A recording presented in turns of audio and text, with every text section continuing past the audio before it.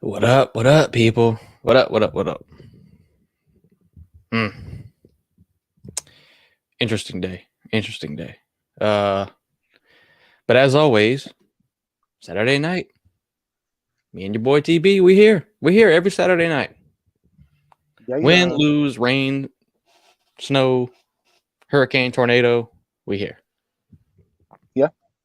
That's right. Now, would you say like if it was like a tornado or a hurricane, maybe we wouldn't be here? Um, yeah. If I was to get blown away or something, or you got swept up in a hurricane, all the way up there in Georgia, then maybe we wouldn't be here. But we haven't yet, right? I would take my phone with me or try to. Yeah, I'll be getting swept up in the tornado, and I'm like, yeah, and I'll be sitting here talking about college football. So And then yeah, you would ask me like, "Are you at the bottom of a well?" No, I'm in a tornado. yeah, Oh, but I'll mute you when I'm not talking, or I'll yeah, mute yeah, myself. yeah, yeah. Hey, just mute yourself when you're not talking. Mute yourself. Yeah, The wind is a little crazy. yeah, Yeah, I know. but My sir, I bad. need help. Yeah, just mute yourself when you're not talking. If I'm not talking, it's because I've landed. uh, Anyway, Jesus, what's up, man? It feels like it's been a really long day today. Like for real, dude. it has been a long day today. This is my third show today too. Oh yeah. Yeah, Oh, so, that's yeah, why you're tired, bro. yeah. That Plus just watching not only the show but watching the game earlier. Yeah, I feel like years have been taken off of my life, and I don't appreciate it. I don't appreciate it. well, talk to me. I guess kind of give me just some simple thoughts about the game before you go in depth. We'll wait till later, but give me your simple thoughts. Man, we'll go into a little bit more depth, but dude, um, it was a sad excuse for a game plan. For most of the players, quarterback play was terrible, which I assume that was coming, but Yeah. Uh, defense, dude, there's so many bad things. Play calling, defense. It is the same stuff I've been bitching about all year. It really is the same stuff. But with in the bowl game, with not a lot of players there, Oregon State did Oregon State have any opt outs or transfers? I don't even know. I don't. They might have Well, not had any. though, and that's the difference. And I do want to talk about that. When you're at a school like Oregon State or a school like Florida, Oregon State, they're a good team. They beat the brakes off of y'all. That's fine. But Florida plays enough name brand programs, and you'll know what I mean when I say it. They play enough name brand programs that if you do well against those programs, you can sit out because your draft stock is going up. There are players on Oregon State's team. Their stock is it's hard to get your stock up at Oregon State. Nobody knows who that is. Even though they had a great season this year, nobody knows who Oregon State is. So when they have a decent team, those players are playing in the bowl game to prove something, to get their stock up. So that's you're playing two different sides. That's two different sides of the Mm-hmm. spectrum, but it's not an excuse by any means. You shouldn't lose 30-3. But I'm just saying that's kind of my deal. Like that's any team. So Yeah, yeah. It's very true. Very true. Florida was walking a tightrope today. A tightrope. Florida has like one of the longest, if not the longest, game series stretch without getting blown out, just completely blown out, and they happen to kick a field goal with like 30 seconds to go at the end of the game. It's like, now, hey, you about literally killed one of the biggest records in football, now tell Billy. me this, bro. Did you hear? Billy Uh, no, no, no, not Billy, not Billy. What's his name? McAfee, the the McAfee, yeah. McAfee. I forgot. Yeah, did you hear him? He was like, "Ladies and gentlemen, one of the most stressful, like time crunching or whatever." He was like, he just kicked a field goal with so and so seconds left on the clock. Like this guy, give him the award. Like he was being very sarcastic, but Yeah. like, but at the same time, that's true. And it's like if I'm a Florida fan, I want that. I want you to say something because it is embarrassing. Now, did your backup who was supposed to play in that game, did something happen to him? Yes. Did you not have a quarterback on the roster who has had any snaps this entire year? Yes, that's correct. I get that. But I think today we got to see, and I think you had stated it perfect. Billy Napier does not need to be calling plays because I guess I don't know if it's too much. He's a very vanilla play caller. I Yes, get irritated thinking about it. it just from what I He's thought of so him. vanilla. It's not even funny. Yes, bro. It's not even funny. Oh man. Oh my god. Oh my god. He is more vanilla than the ice cream they serve at the nursing home, bro. Bro. Like That vanilla flavored ice cream, it ain't got no vanilla in it. It's just that, ice cream. it ain't got no It tastes sugar like either. ice. It tastes like ice. It ain't got no sugar. Yeah, it's just It ain't got no just a bowl of ice, bro. bro. I'm telling you, yo, it's pretty much that bad. And yeah, dude, watching that game, I was sitting here losing my damn mind. But we will get more into it. Oh my god. Give me a little break. Let's talk about a few more things, and then just let me do my. I gotta warm up, So before I completely just rip my own team just completely in half. Okay. But shout out to the people in the chat. Raj is here. Raj, hey, like I said last weekend, good to see Raj. Good to see Raj. Pete, yeah.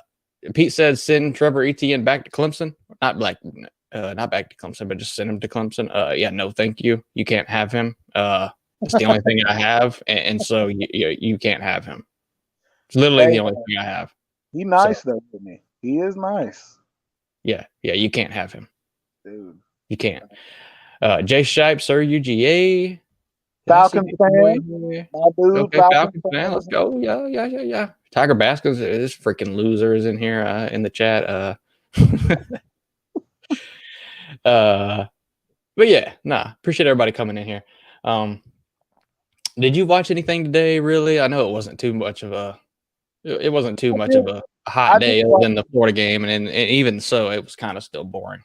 I did watch the Florida game, and I know I'm just going to wait to talk about it. So I'm just going to say I did watch it. When we talk about it, I'll speak on it. But away from that, it is getting close to Christmas, and definitely happy, merry Hanukkah, Christmas, Jewish holiday / Holocaust to everybody.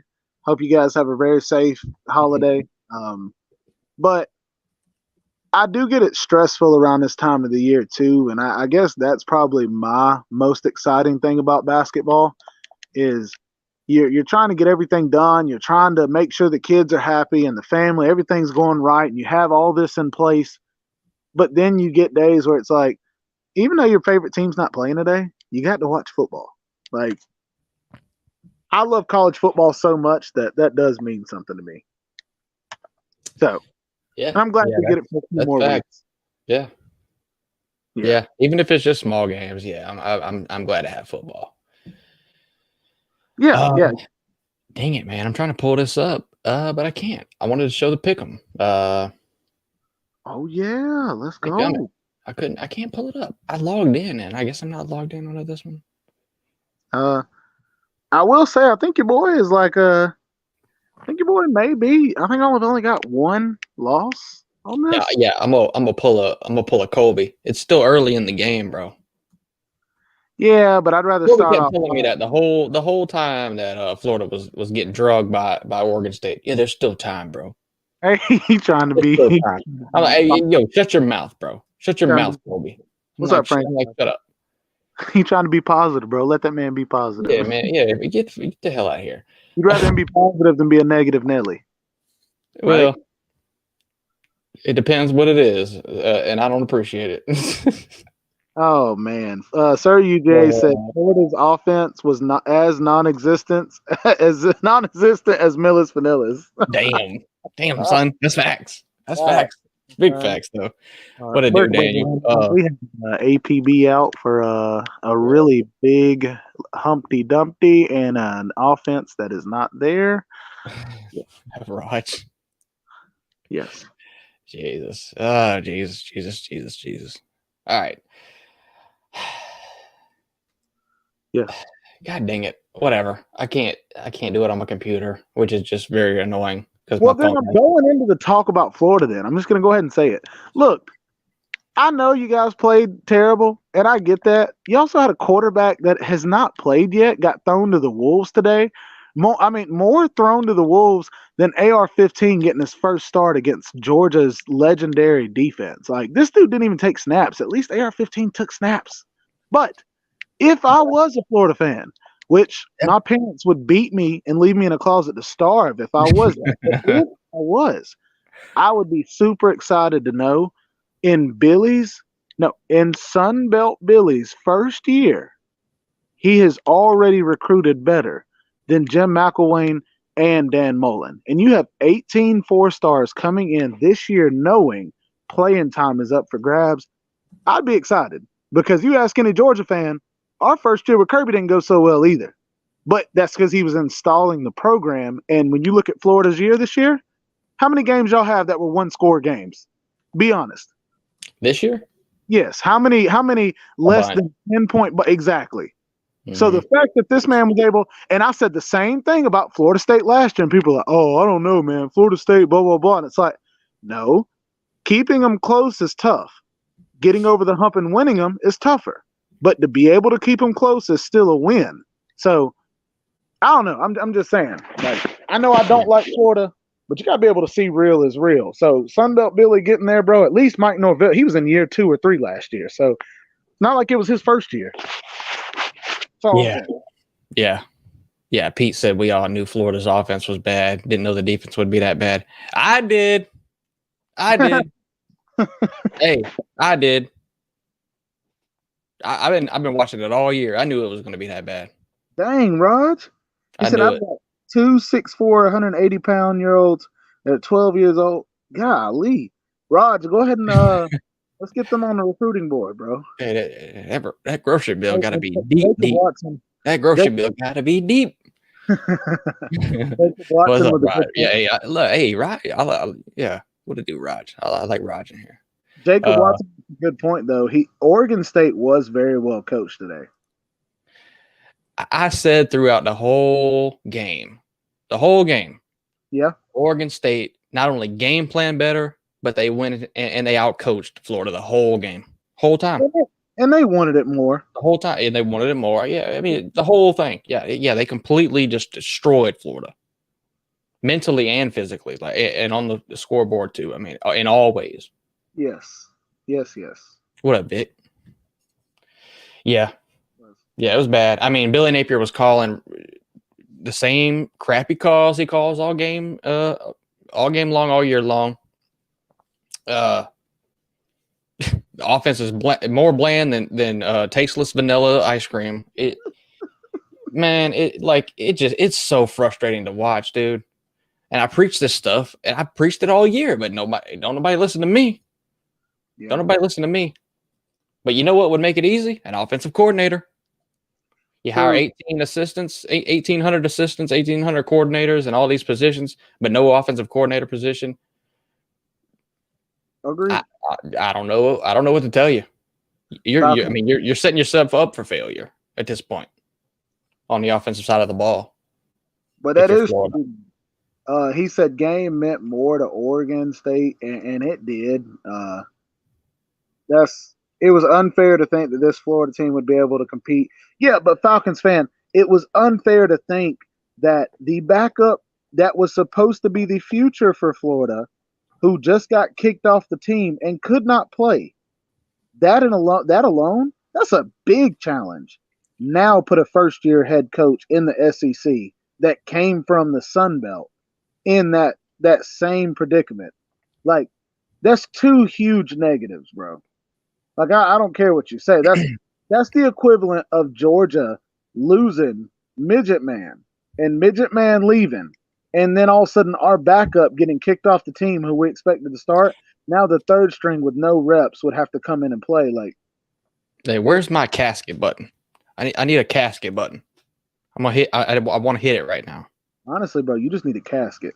Yeah, I just need a casket. You just need Yeah, a whole. Yeah, you just need a yeah. whole Pete, casket. give me a casket, Pete. And so to add to that though, and like I'm saying, it's not that we lost. I said it throughout the whole game. I don't care if we lose the game. I know we're supposed to lose the game. Don't matter to me. It's the way we lost. The play calling, like I've already been all through it. The play calling, the way the defense is just so dog doo-doo terrible. That's what bothers me. You know, though, is it crazy to think this? But Jacob making some good points. He said, I think it goes to show AR bailed Florida out a lot this year. No Like, doubt. No doubt. even though he wasn't able to play his best, but I think also, not only did he bail Florida out, he bailed out on Florida. If he would have played in this game, not only would it have helped you guys for the future of Florida, this is not a Florida program that just, competed for an SEC championship. They are trying to get over the hump on being a really good team. AR could have come in and finished this season with a win, carried momentum into the offseason. And it's like, I get, hey, you're trying to, does that make sense? I get you're trying to sit out for the draft, but yeah. It's like, dude, you screwed Florida so bad. And not only that, you're not even ready. You're not even ready. Sit down, son. Exactly. At least, you whatever. need more reps, if anything, bro. If anything, you needed this bowl game. If anything. But look, I can't tell these players what to do. I can't tell them what to do. Somebody was in his ear and saying, look, you're a freak athlete. Just go to the draft, bro. Just don't come back and make yourself look worse. Bro. Because that's probably what would have happened. Exactly. Well, let's add this to it. Let's add this. Jordan Travis looked better than AR-15 this year. Jordan Travis is staying. Jordan Travis is staying at Florida State. Yeah, and that's the case with a lot of quarterbacks. I mean, there's a ton of quarterbacks that look better than Anthony Richardson, but they don't have a high draft grade.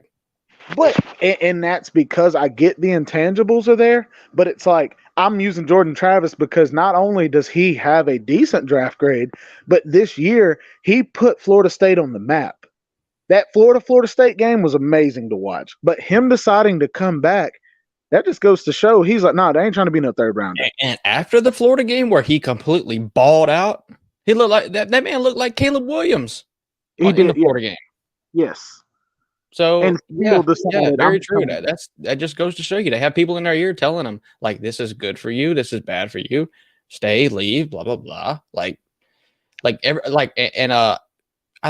Every player that's a senior, they get a draft grade if they're considering going to the league. They get a draft grade. Yes, and so and they can determine whether they want to leave off that or not. And so that's a legit thing. So, yeah. I know. So you're sitting here handing a 6-6 quarterback that I don't want to get but my boy. But you're giving a quarterback that leads the team to a 6-6 record. Agreed. Like a first or second round grade over a Jordan Travis, over a Will Rogers. Quarterbacks like that, and it's kind of ridiculous. But I know. And I think. This is a very good point to add to that. That is this whole ordeal, and we've seen a few coaches over the last couple of weeks getting on this topic. That is where the transfer portal, we talk about it messing up college football.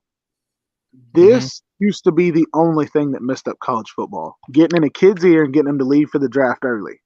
Well, now, not only do you have your AR-15s who need another year going to the draft early, now you've got kids, instead of sitting it out a year or two, getting scared that they're going to waste years, and what happens? They're leaving.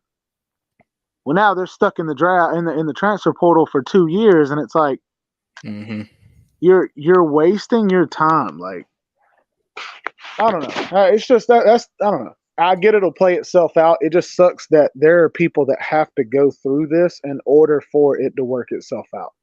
Like, it's the way of life. It's the way of college football. Heck. And I choose Clemson because weird, bro. It's getting weird. But I choose Clemson because Pete was on here earlier. Clemson recruits nothing but good players. You're telling me those players all, what is it, 9, 10 of them? They're all deciding, you know what? Like, I'm out. And it's like, bro, Clemson has shown, Dabo has shown that he will stay loyal to you even longer than he probably should. It would be worth it to stay and get playing time at Clemson, a big school like that, a name brand program, even if it's for a year. You will get a higher draft grade than going to play at Temple for 3 years. Then going to play at, you see what I'm saying? Going to play at some whatever school for 3 years, it's like, I don't know. It does piss me off a little bit. I know we don't struggle with that deal, but at Georgia, but it does piss me off as a whole because, I'm able to look outside the box. I'm able to. Yeah. I know. Yeah. Agreed, Pete. Yeah, he said the portal will correct itself in time, but right now it's a mess. Agreed. Well, yeah, and something's gonna have to change first. Something's gonna have to change. Was it you telling me that they need to limit the amount of time somebody needs to transfer? I don't think so, but I think it was Papa Shrimp. Maybe it was. Maybe it was. I think we were talking about it at some point, but I think it's definitely because it's the eligible immediately. That's what's letting kids feel like, you know what, I'm out. I can play right away. But when kids had to wait a year, it wasn't like this. So I get, you don't need to go back on it, but yeah, there does need to be some solidarity to that. Some kind of like meat in between the lines, I guess. Yeah. I don't know, man. Anyway, yeah, I'll shut up. It's such a let me get to it's such a tricky thing to figure out. I mean, the portal does have to fix itself in some time, or else the portal is going to be recruiting, and we already see that the portal is recruiting. I mean, we're getting commit picks and announcements and shit to recruits that are in the transfer portal because they're recruits now. I mean, it just is what it is. It's just it's strange. I think the thing that does piss me off about it, because I do believe you should be able to go wherever you want. Don't get me wrong. It pisses me off that a lot of people are getting recruited away, like in the season. A lot of these kids are getting recruited in the season by these coaches, even though it's illegal. I think that's what makes that kind of gets on my nerves. And a perfect example, Lincoln Riley. Lincoln Riley is a perfect example. Yeah. Because in NFL, if it's tampering, players, they make money. So they get fined money. What's like now, do they need to do that to players in college? Do they need to fine them money? Yeah. Well, speaking of the loopholes and stuff, hey, COVID. We all knew this was going to happen, and we talked about this too. I mean, well, not me and you, but because it was a while ago, but I've heard this talked about a lot. We knew COVID would do this. I mean, COVID is causing a lot of these problems. You're having 6-year, 7-year players on teams sometimes. Yeah, because they're getting extra years. It's like you just get an extra year for nothing. I mean, we had a COVID year, but you still played the whole year. Like, what are you really getting an extra year for? But whatever. I mean, and it's not like I have a problem with it, but at the same time, like you're getting these players with like this many extra years, and they're just choosing to take another year just because they can. It's just weird. Backing up. It's backing everything up. Yeah, agreed. Kinda. Yeah. And like Pete said, maybe it'll figure itself out, but when it's gonna take it's taking a long time. It's taking a long. It's gonna take years. And I know that the COVID year was very impactful, but who did COVID play? COVID played China, and I guess COVID won. I don't know. Well, COVID played the U.S. and the U.S. won. Yeah, the U.S. beat COVID. It took a while, and I'm proud of the U.S. Shout out to the U.S. Ground and pound. Yeah, I'll give you that. Yeah. It was a ground and pound. Very smash mouth. It won in the trenches type game, but we do have to do better. I will agree. Yeah, the U.S. threw a deep ball on COVID, and it was caught in the end zone for overtime victory. I think it was actually a flea flicker, dude, on first down. That's crazy. Flea flicker against COVID? Yes. Against COVID? Yeah, I know. But COVID's I coach. love ones like that. Hey, Well, fuck COVID's you, coach. COVID.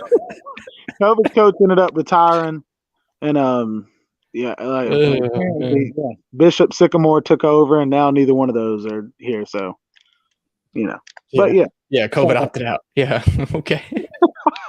COVID out. Yeah, COVID opted out because they were scared of these hands, bro. That's exactly what it was. They were scared of these hands. You know what? How about they opted out? Didn't even get drafted.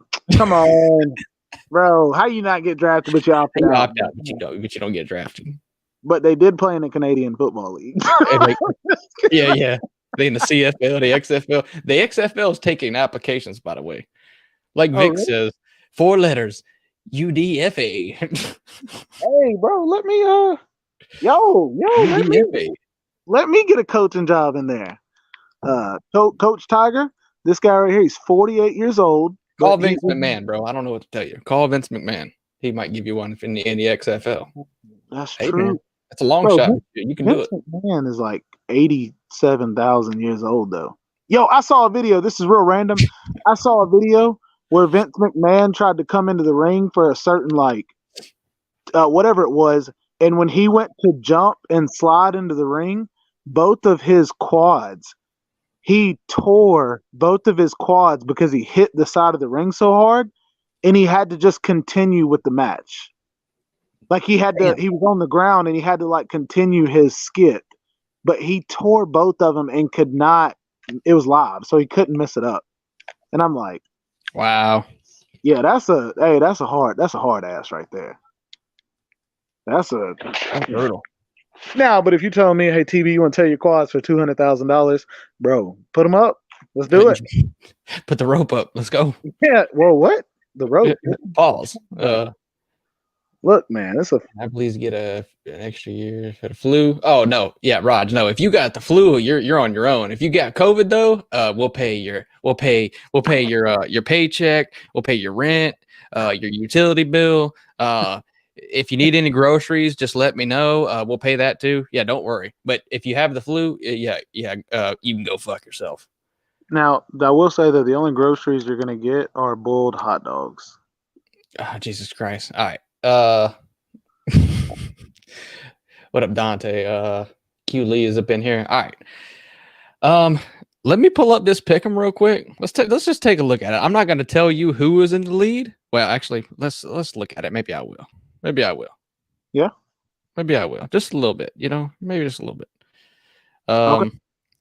Now, if you're in this chat and you didn't enter, I don't know what to tell you. That's a you problem. It just is. So let's see. There's not a UN team. Yeah. There's no UN team, and it's a you problem. So don't know what to tell you. What up, Slim? Let me see here. Let me get this pulled up. What up, Slim? All right, so I can't zoom out of this, which is very annoying. But there is somebody with 5 points. And he is leading the whole Pick'em League. And guess who it is? Can you take a guess? If it's Nate and he had 3 different. It's not Nate. Nate didn't even enter. I'm so disappointed in Nate. Nate was so busy on Pete's channel trying to do his own Pick'em and do all this other stuff. He didn't even enter his own Pick'em on this one. And he's the only person that signed up that did not enter his Pick'em. So Nate, I have no sympathy for Nate. No sympathy. He is a Michigan fan though, dude. I don't care. Yo, I sign up for Nate's Pick'ems, right? Raj might, Sir EJ does. We all support Nate. Look, they don't want to support us. Let's not get away from the topic though. You just said somebody's leading. I know it ain't me. Who is it?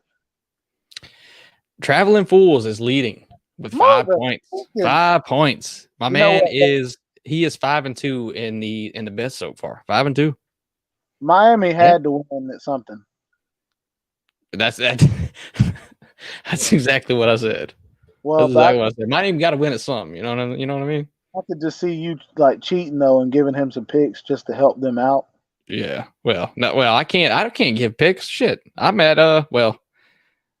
Okay. Well, let's go to the rest. I won't say anybody's actual names. All right. So Traveling Fools leading at 5 with 5 points. Got 5. He's 5-2 with 4 points. Me and your boy, Fishing and TB. Let's go. Let's Colby. go. Colby right behind us. Jay Shipes, Luke Walker, Dante, ECG, that is, Yeah. at 4 points. He kind of made a comeback. My man started off rough, but then he picked it up. Octavian started off rough, picked it up. Octavian actually, no. Joining the pick'em, bro. No, my bad. Yeah, you see, he ain't a chump. He joined. So cut it off at that. So it's Fishing TB, Colby, Jay Shipes, Luke Walker, and ECG with 4 points, right behind Traveling with 4 points. Hey, Raj said Katrina Jenner for Heisman. What about Ortega or whatever her name is? Yeah, hey, Katrina, COVID, and Jenna she's Ortega. 20. She's 20. Yeah. I don't understand that. I don't even know. I've never figured out what that is. Bro, he trying to say that if the moment came across and it just so happened that his hot dog landed in I got you. It would be okay. You know what I'm saying? He trying to get invited to the cookout. That's all I'm trying to say. Yeah, Pete, and see, I was gonna join Nate's pick'em, but Nate didn't join my pick'em, nor did I ever get it. No, I did get the link. That's my bad. But no, I failed. I failed to join that link. But I blame Nate because he didn't join mine. So that'll be my excuse. Comment section. Do not let Nate fool y'all. The link that he got from Nate was not a link to the pick'em. That's all I'm gonna say. Yeah. That was a sneaky link. It may or may not have been somebody's feet, but we'll talk about that later. Yeah. So with 3 points, Octavian, Sir UGA, Nature Boy started off strong. Nature Boy, JC, EJ. Well, that's all I'll say because I don't know who this is. EJ with 3 points, and then Sorgi. Sorgi put in 2 entries, and he has 2 points on each. My man put in 2 entries, and he's struggling. Ouch. Alan A with 1 point. Is anybody surprised about that? I don't know. Ryan Smith, don't come in here talking like that unless you wanna call in, which I'm about to post this link pretty soon. You better call in and tell me why. Depending on what you say, I'll agree with you or I won't. Depending on what you say. Somebody did slip something into my drink, bro. That's the only reason why I did it. But Lou said she was 20, so I jumped off the diving board, and then that was that. Okay, Ryan, I can't. No. Are you right? Yes. Is that better for Florida? No. No. Stop. Okay. Stop it. All right. So yeah. The pick'em's getting getting a little hot. It's fun to do. That's what I wanted. Just a little friendly competition and everything. TB, do we have anything to preview? Is there anything that we should be looking forward to? I heard that Georgia football team is going to piss everybody off if they win the national championship again, especially the 2-teethed Bama fans. I didn't know. I don't know anything about Georgia football, but I just heard that they're a really good football team. So, that's it. That's all I had to say. Yeah. Well, what if they lost though? Then it would be exactly what everybody said it was. If Georgia lost, nobody would be able to say anything because people said, well, Georgia's losing so many players. You guys aren't going to be good this year. So if Georgia lost, it'd be exactly what they said. There'd be no being able to dog Georgia. So, you know what I mean? So it's a win-win. It's true. It's a huge win. It's a huge win-win. Like, bro, all right, I'll stop. I don't want to make too many people mad. I know most people in the comment section having to watch their team in the Raisin Bowl. So,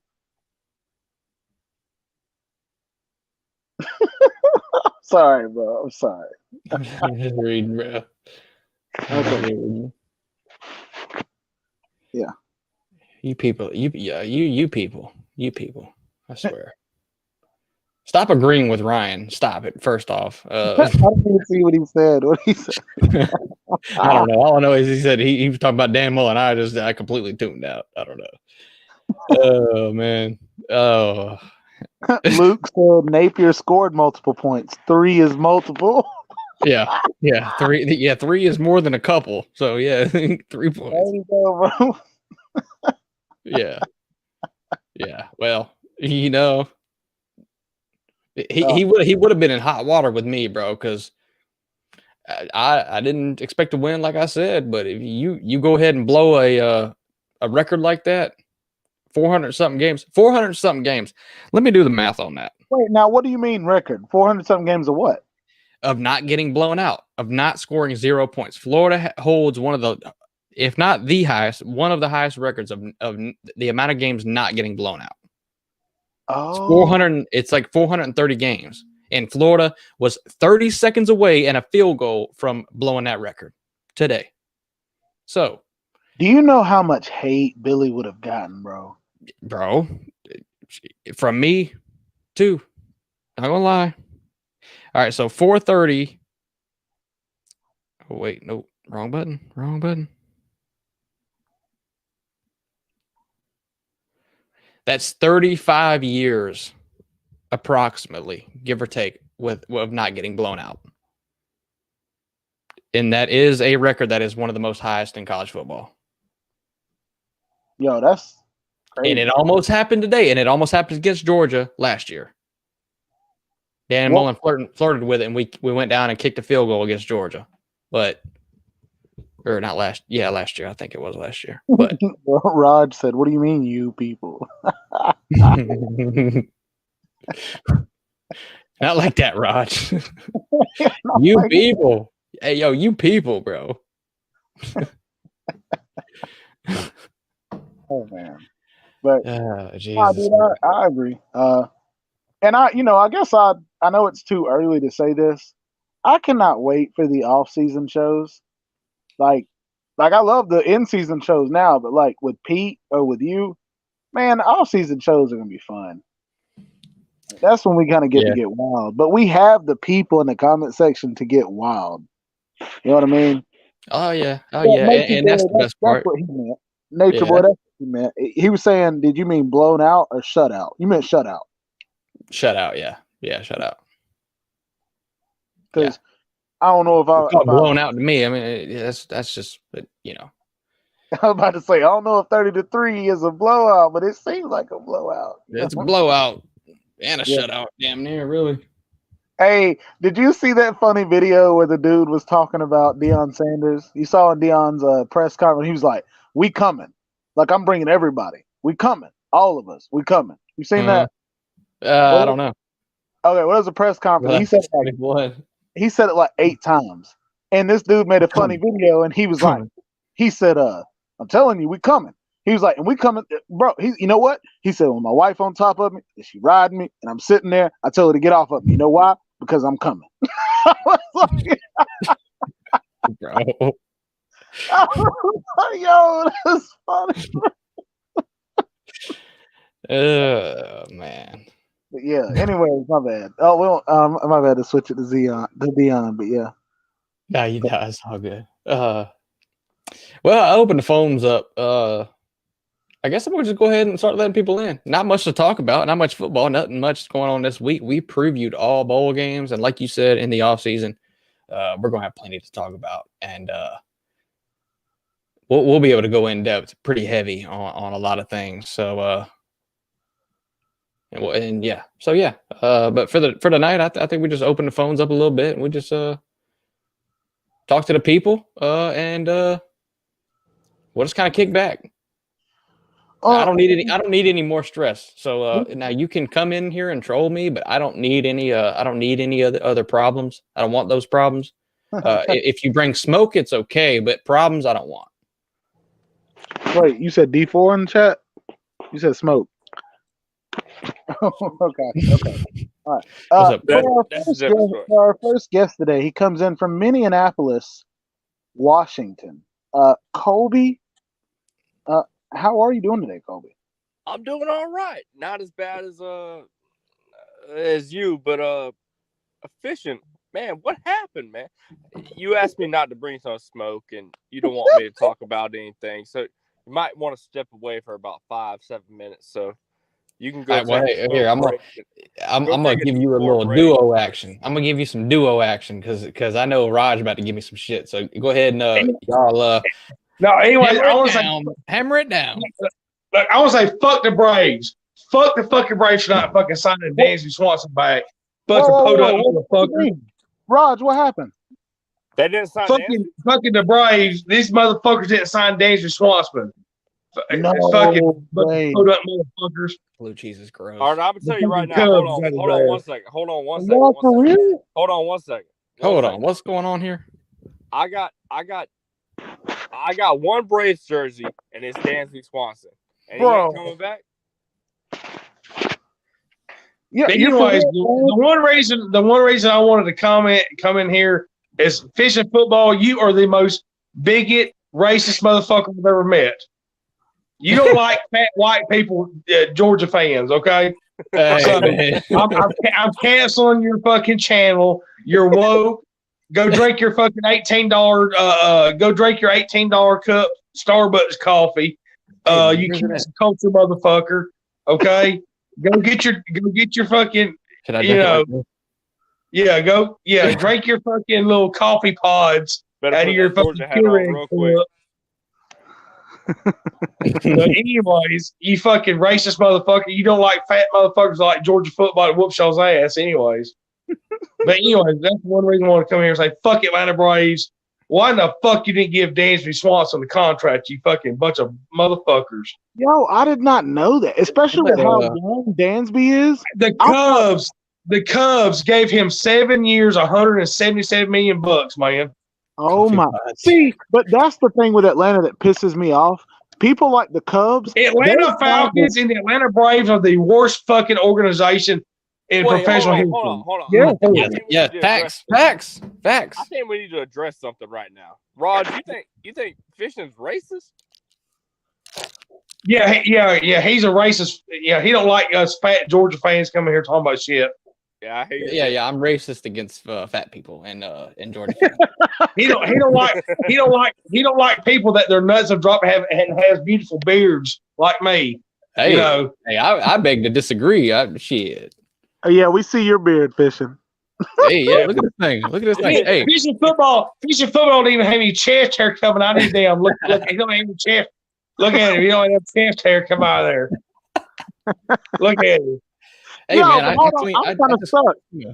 I'm stuck on this Dansby deal. Yo, that's the same deal with Freddie Freeman. Like, y'all remember when we found out that Freddie's manager or his agent did him wrong? And then the Braves got a better deal signing that guy. Yeah, but Dansby Swanson, man, I mean, Jesus fucking Christ, man, are you serious? I mean, but it just seems to me. I digress. I'm not getting on here talking about the Braves. Anyway, the fucking Atlanta Falcons and Atlanta Braves, they are fucking horrible at fucking anything they do as far as drafts and making their team fucking better. Agreed. But yet Kirby Smart can take a walk-on quarterback and whoop everybody's ass and get a national championship and get an SEC championship and get ready to win another natty. But though, tell me this, Raj, Colby, both of y'all. I know we're deep into Georgia. The thing that Kirby did that the Falcons and the Braves will not do, and that's why they suck. Kirby tells them, you have got to spend money to make money. The Braves and the Falcons. Hey, listen here. Scared money don't make money, son. Exactly. Hey, and that's what scared money don't make money, son. Where that quote come from? Where that quote come from? I really don't know. That came from me, motherfuckers. Scared money don't make money, bitches. That's all there is to it. Oh, but I'm telling you, I feel like that deal with Freddie when we got Olsen from the A's, Oakland. That was a good deal. I got y'all. He's a Georgia boy too. It was, but y'all know that you gotta go change your tampon and finish football. Freddie nah, I'm good, bro. Out of that deal. You gotta go change that tampon from ass whooping you gotta beat earlier. But dude pushing in from Oregon State. Hey, I'll take it. It's fine. The only reason we got Olsen though is because we didn't get Freddie back, and it's like all I'm saying is the thing about Atlanta and Falcons the Braves and Falcons that piss me off. They're scared to spend money. They're like, well, but we're gonna go in debt. And it's like, no, you do that to make money. Why do you think the Yankees spend 70,000 million, billion, gajillion dollars every year? Because they're like, we'll make it back. Like that's what pisses me off. And then, like you said, Georgia. Well, you know, I got the $1 million question here. Does Billy Napier have the smallest forehead in history? Smallest forehead. Hey, I'll tell you right now, if because that goddamn widow's peak he's got's fucking priceless, son. Well, I'll tell you right now, if fishing football takes his hat off right now, you might consider that. Yeah. Listen here. There's not a black barber, there's not a white barber in the world that can line that widow's peak up to make it look right. Billy Napier's fucking forehead is goddamn 2 inches short, son. I mean, his hot dog wrinkles come down to the tip of his nose. He got a little jelly bean. He got a jelly bean on top of his shoulder. I don't know. I'm not dogging no Billy Napier or whatever, but Jesus Christ, he absolutely on that sideline the whole game looked like he was just getting jacked off by a $2 hooker the whole time, and he didn't know whether to fucking crank up or come. You know what I'm saying? I mean that motherfucker. That dude looked clueless on the fucking sideline. I mean, he sure did, bro. He sure did. I mean, dude didn't know what to do.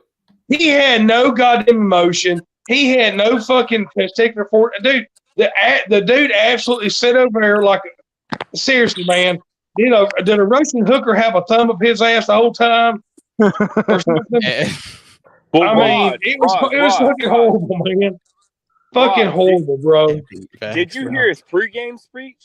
No, I didn't hear it. He said, "Let's go." Oh my God, we practiced real hard. Get a chance. We practice. Get a chance to listen to his pregame speech. Yeah, I heard his halftime. Did you see the players though? The players were just sitting there, and they turned around and walked off on him. I mean, it was horrible, man. Those guys are not going to play for him, man. They're not going to do that shit, dude. I mean, I saw his halftime like after they came out, and he was like, Coach, what do you think? And he goes, well, we just gotta do better. We should have scored more in the first half. And I'm like, bro, talk like what? Bro, yeah, I mean, he was dude.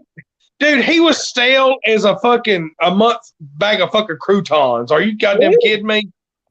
I mean, Jesus Christ, man. I mean, that dude was fucking.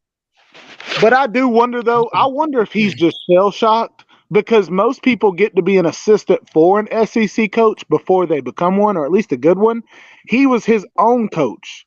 He was his own head coach, and he got moved to the SEC. So it's like this dude is he is a newborn baby. So I'm like, you don't just come for the Sun Belt Conference and then get that fucking SEC and you gonna start kicking, kicking out. Some do and some can. Hey, but that's like Brian Kelly. Look at Brian Kelly. Brian Kelly caught lightning in the goddamn ball this year. Yeah, he got his ass whooped, but Bama. I mean, they should have had fucking 5 losses. I mean, this shit fucking happens. Sometimes it fucking happens, guys. Let's just admit it. And it's only his first year. Yeah. You got to remember, Kirby went 7-5 his first year. Exactly. True. Yeah, true. That's what I'm saying. I mean, it is what it is. I mean, hell, next year you don't ever know. Fucking Florida may kick everybody's goddamn ass next year. I'm gonna tell you, like I said. When Colby said that to me earlier about the first year thing, that's fine and that's okay.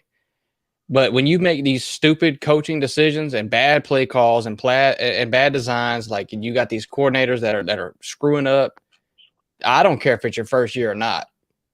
Right. Now, I mean, can you get it cleaned up and look back and know that you need to clean it up? Sure, that's possible. But I'm telling you, some of those bad play calls and those coaching decisions, those are going to follow you.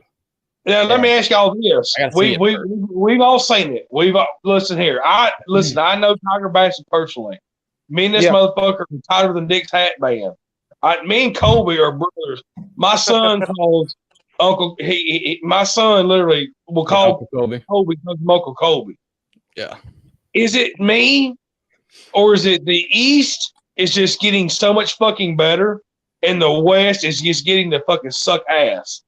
I think the West is getting older. So to answer your question, yes, but they're just getting older. Like that's why the West went Right. out. That's what I'm trying to say. Is like the SEC West to me, Lane Kiffin to me is the new Saban. If you just Ole Miss, if he would just listen here, if they would just give goddamn Lane Kiffin a chance, I know. and just tell him, listen, do whatever the fuck you want to do. Do whatever the fuck you want to do. We'll fucking back you. I mean, seriously, I mean, if y'all not think about it, I mean, yeah, they lost fucking the last 4 or 5 games of the season, but all that fucking shit talking about taking a job and this and that, but to me, I feel like Lane Kiffin's waiting for that Alabama job, kind of like Dion is waiting for the FSU job, if that makes sense. No, agreed, and I agree with both of y'all. Yep.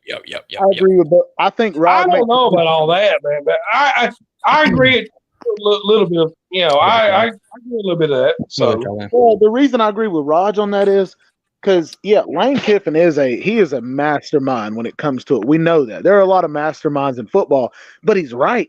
Tennessee, it was like, wow, okay, good job, Tennessee. Georgia is Georgia, but then to see South Carolina beat not only Tennessee, but then turn around and beat Clemson, it was like, not only did they fucking beat Tennessee, but they fucking hung 63 on them, son. Yes, agree, and that's where to me, I'm like, listen here, South Carolina beat fucking Tennessee worse than Georgia did. Agree. Yes, that's a good point. What does that say? Now, but me and Raj and Colby as well. Kirby shut that crap down in the second half. No. The score doesn't say shit. What we did in Tennessee, we fucking beat the shit out of Tennessee. Mm-hmm. I mean, but that's all but definitely give it to South Carolina because they're trying to make their name known, and that's why I think that was a great win. But let's take this into account. Let's add to it. Kentucky has usually been the second best team. They were now one of the lower tier teams. Florida, one of the lower tier. Wait till Florida's got 18 4-stars coming in this year from Billy Napier. It's their best recruiting year they've had in 4 or 5 years. When Florida gets back going, I'm not saying Florida's not going to be good again. I don't think they got the right fucking coach. No, Billy, agree with that. I'm not going to fight you. I'm not going to fight you on that either. All I'm saying, Billy Napier's not the fucking coach. I'm telling y'all, man. All I'm saying is Kentucky and Florida will not be down for long, and to have Georgia, Tennessee, and South Carolina on the up, Kentucky and Florida come up. You got 5 teams in the East going up. I'm just saying, I agree with you, Raj. I think the West. Billy Napier showed no emotion in this game. No, he showed no fucking emotion in this game. His players were showing their fucking ass. If you watch that game, half his players were fucking grabbing fucking people and hitting fucking people and shoving motherfucker, and no penalties were called. Well, yeah, he got his ass whooped. I wouldn't show no emotion either if I was getting my ass whooped. That's what I'm trying to say is it doesn't matter if you're getting your ass whooped. Mm-hmm. You get on those players' ass. You choose these motherfuckers out and say, look, if you don't fucking play, you're not gonna be here next year. If not, get the fuck out. He's just that type of guy though. Like he'll do it behind the scenes. Like he's very seclusive. Like he's weird, man. He's a good that's recruiter. Fine. Okay, that's fine. Kirby, Saban, Dabo will not hesitate to chew a motherfucker's ass out on the sideline. I'm not disagreeing, and I wish that I would see more of that in him. But I think you're right about that. I think Billy is growing up before our eyes. I think he will get to that, Raj. But to me, the only reason why I'm going to defend him one bit, not because me and Fishing are friends, the fact that he released Brenton Cox. When he released Brenton from the team, a first-round pick in the draft, who would have made Florida look good, you released him? Okay, let me ask you this. Well, why? Okay, that's fine. Brendan Cox shouldn't have showed his ass and did what he did. Agreed. He was trying to make an example. Guess what? It backfired. I know. It backfired. But the principle of it, though, yeah, it's a good look as far as like how he's handling the team. But at the same time, like I don't know what he does in the I'm background. gonna tell you something right now. Y'all can fucking say what you want to. The convicts will outrun the goddamn prison any fucking day. And when you outlaw the biggest convict on your team, guess what? No, I agree. It's not gonna happen, guys. I agree, Raj. And that's where like I said, I'm not the biggest goddamn college football homer on here, and I can't tell you stats and get on here every day and make videos and bullshit. But I'm telling you, if a guy comes in and he starts exiling fucking players, guess what's gonna fucking happen? Yeah. They'll get behind him before they get behind the system. They're not gonna fucking play for you. Period. Yeah. And that's just culture, and it's a lot on coaching. If you let that happen as a coach, that's on you. Well, that's what I'm trying to say. It's coaching. If you cannot get the players to back the coaches, okay. Look, Tiger Baskins and Kobe can tell you this. Look back at that national championship when Georgia and Alabama played, and Georgia lost in overtime. At damn near in a halftime in the third quarter, they had Alabama players fighting motherfucking coaches. Yes. Yeah. The fucking players were fucking hitting coaches. The players were fucking grabbing coaches and throwing them down the sidelines. I know. And that was the part that we had a problem. That's passion, too. It was, but remember, Colby, Raj, that was our only problem with Kirby. He was trying to shut the game down too early because we were whooping Alabama's tail. But then all of a sudden they came back and tied it up. And it's like, I feel like the new Kirby, he's going to keep his foot on the throat. Yeah, that game, I don't know. Listen, Saban pulled the biggest hat trick out of his ass. He did. Yeah. 2 years in a row. Yeah. They beat us in the Natty, got the damn overtime win, and then the next year they put Jalen Hurts in, and guess what? Agreed. It's called flanking the motherfuckers in the fucking army. You know what I'm saying? It's called being a fucking general. You know what I'm saying? But also, that's what I'm trying to say. Having the nuts, having the coconuts, having the goddamn balls to fucking pull it out. Agreed. Listen here, when you watch if y'all listen here, y'all young motherfuckers need to watch the movie Platoon. Y'all need to watch the movie fucking Platoon. Tom Berenger says when a machine breaks down, we break down. And guess what he says? I ain't gonna allow that. That's what Kirby's doing. Kirby said, I ain't gonna allow this machine to break fucking down because guess what? I'm gonna keep it fucking rolling and I'm gonna keep reloading. Yes, I'm gonna have a couple die. Yes, I'm gonna have a couple soldiers die on the line. Yes, I'm gonna have a couple people fall here and there. But guess what? I got plenty of motherfuckers come behind them. Saban has done that shit for fucking years. Agreed. Dabo has done that shit for years. Hell, Mike Leach, rest in peace. He's done that shit for fucking years. It's coaching. It's fucking getting these motherfuckers in here to believe the system. And right now, I'm sorry, Fishing Football. I love you to death, brother. I think of one of you as one of my best fucking friends on here. But fucking Billy Napier ain't your fucking he ain't your fucking general, son. He might not be. But after year one, bro, we gotta wait and see. I mean, we can't just you can't just jump and fire the man. But maybe he's not. Bob fucking Stoops at Kentucky. Look at that. Look at what he's doing. I mean, like I said, granted what his season is, but look, they fucking believe in that motherfucker. And look, he gets him to a bowl game or 8-5 season every fucking year. About, and the thing is about him, he'll never get past that, though. He'll never get past that. I mean, Jesus fucking Christ! Yeah. I mean, Georgia Tech hired Brett fucking Key.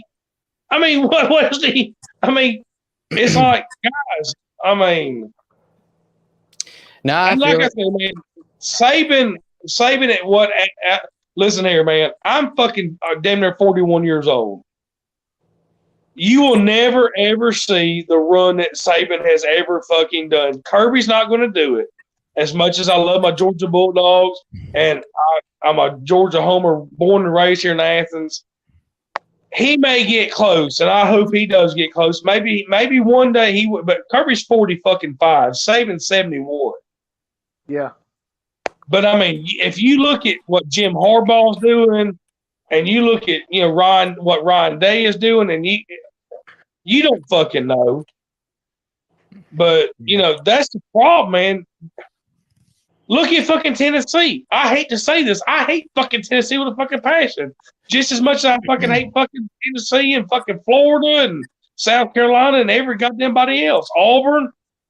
I mean, if Heupel gets a goddamn recruit class in there, and Heupel gets that fucking Hawaiian flying Ric Flair, $11 million quarterback in there, and they start fucking, you don't fucking know.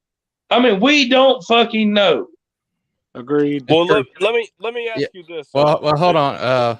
I got people in the back they've been sitting here for a little bit. All right, hey man, I'll get out here fishing football, bro. I'll get out here, man. Hey, buddy. Hey, I appreciate you coming in, though, bro. Yeah, man. Hey, dude, appreciate it, man. Hey, dude. Cheers, motherfuckers. Have a good one. Let's go. Yeah, you beautiful motherfucker. Let's go. Yeah, you be a fucking bunch of beautiful motherfuckers. Man. I'll talk to y'all later. Have a good one. I'll be in the comments. I'll get out of stream. I'll go back on YouTube. All right. See you, Have a good one, bud. Love you, Ross. See you, Kobe. Love you, Kobe. My man, he tried to keep me. All right. Man, Kobe, he said a word. I'm going to go listen to Asami and just go. You might listen to some sad Pete, music. man, Pete, don't get me started. That Billy Napier offense. All right. In which order and what increment do I take these? Luke and 4 in the back. I don't know how many. 4 in the back. I don't know how many you can join, but I can leave if you want me to. Luke and Sir, will you come back though? I don't know how many. Yeah. If you'll come back, then I'll let you leave. If you're not going to come back, then I won't let you leave because I want you here. I like you and I want you. Pause. Yeah, I always come on the back. So yeah. Oh. All right, boys. Ooh, Talk to y'all later. golly, damn. All right. Jesus Christ, bro. All right. Of course, this is a call-in show. Yes. TV, how we feeling, bro? I'm all right over here. Just okay. I I don't need any help over here, but things looking good. It's looking good over here, but feeling a little sore on the bunghole. Man. All right, I'm well. Yo, Hey, I what's thought wrong, Who's guys? at the end of the show? I'm letting everybody in. I don't care. No, Who's Go Dogs, bro? Who's Go Dogs? Oh, that's just Jacob. Oh, okay. Okay. All right, I'm gonna let everybody in just as long as it don't get too crowded. We're all good.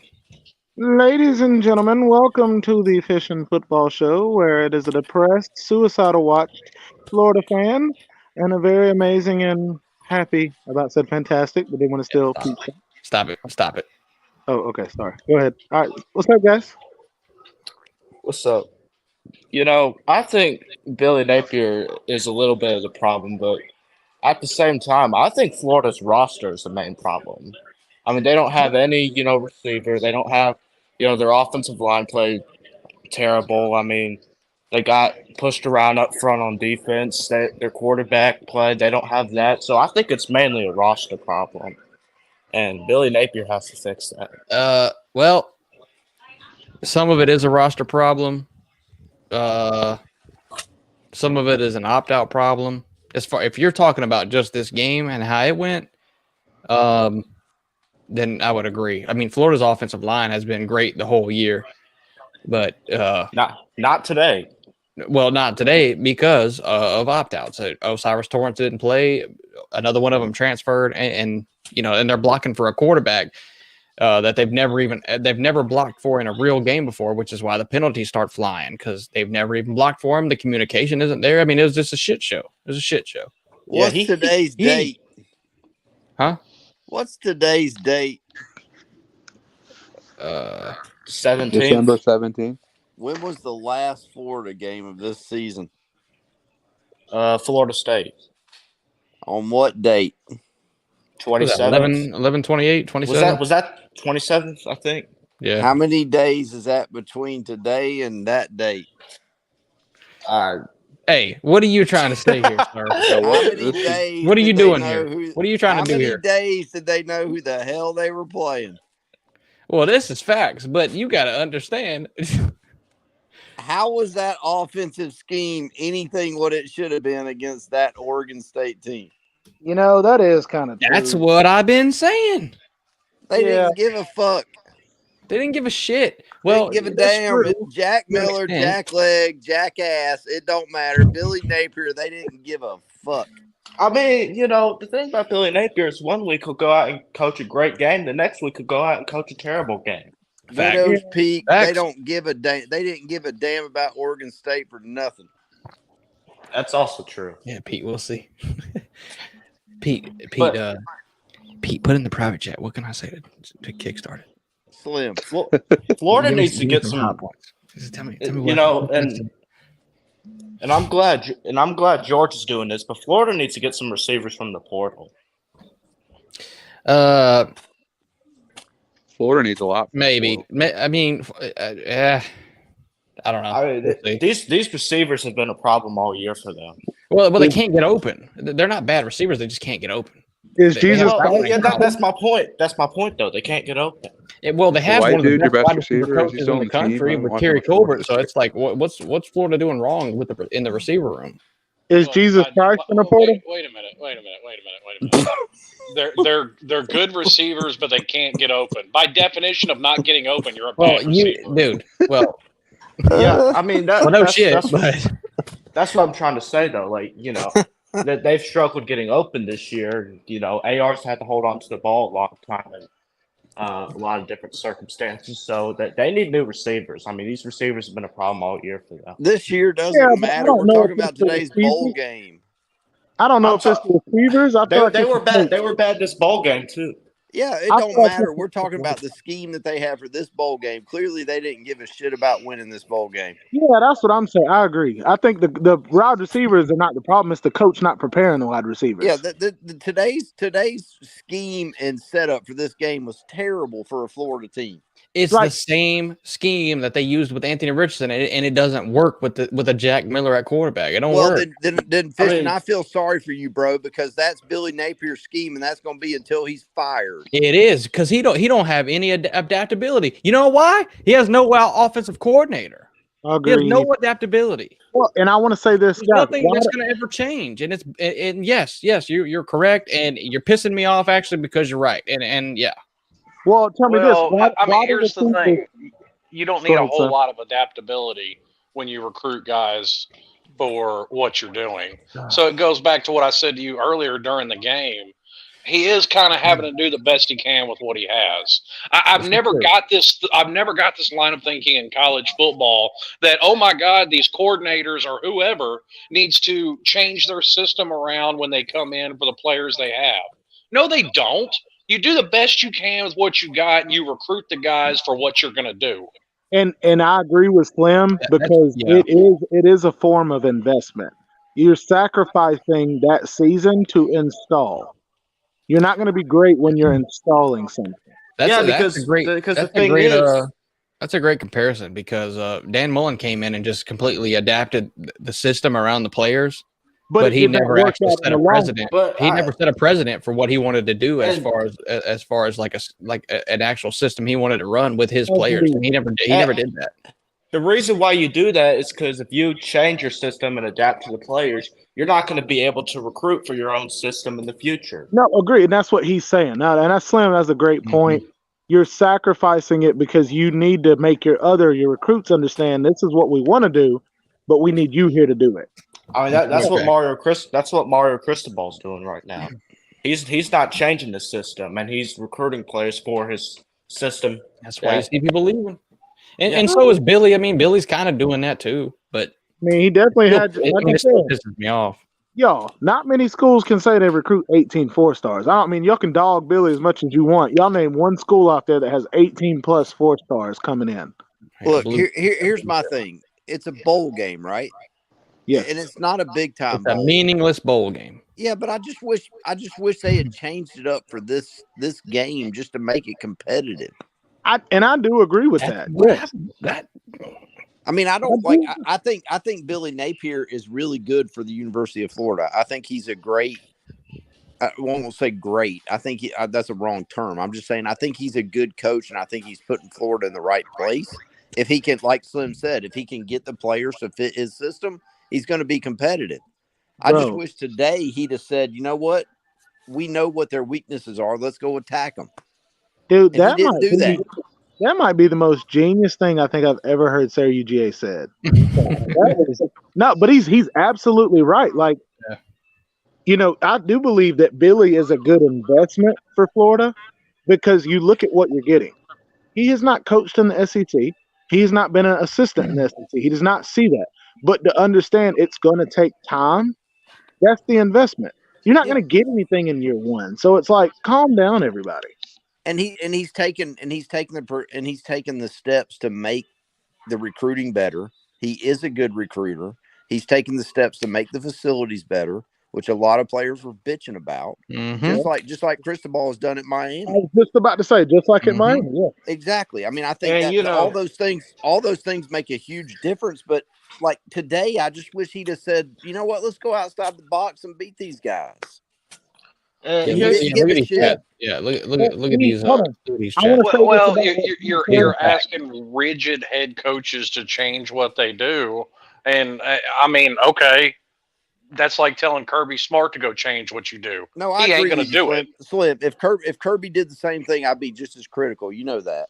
Yeah. I just wish for this bowl game, it like it's meaningless, But at the same time. But at the same time, he could have just thought out of the box a little bit. So let's try to make it competitive. Here's what Florida fans need to realize: this is going to be a long-term rebuild.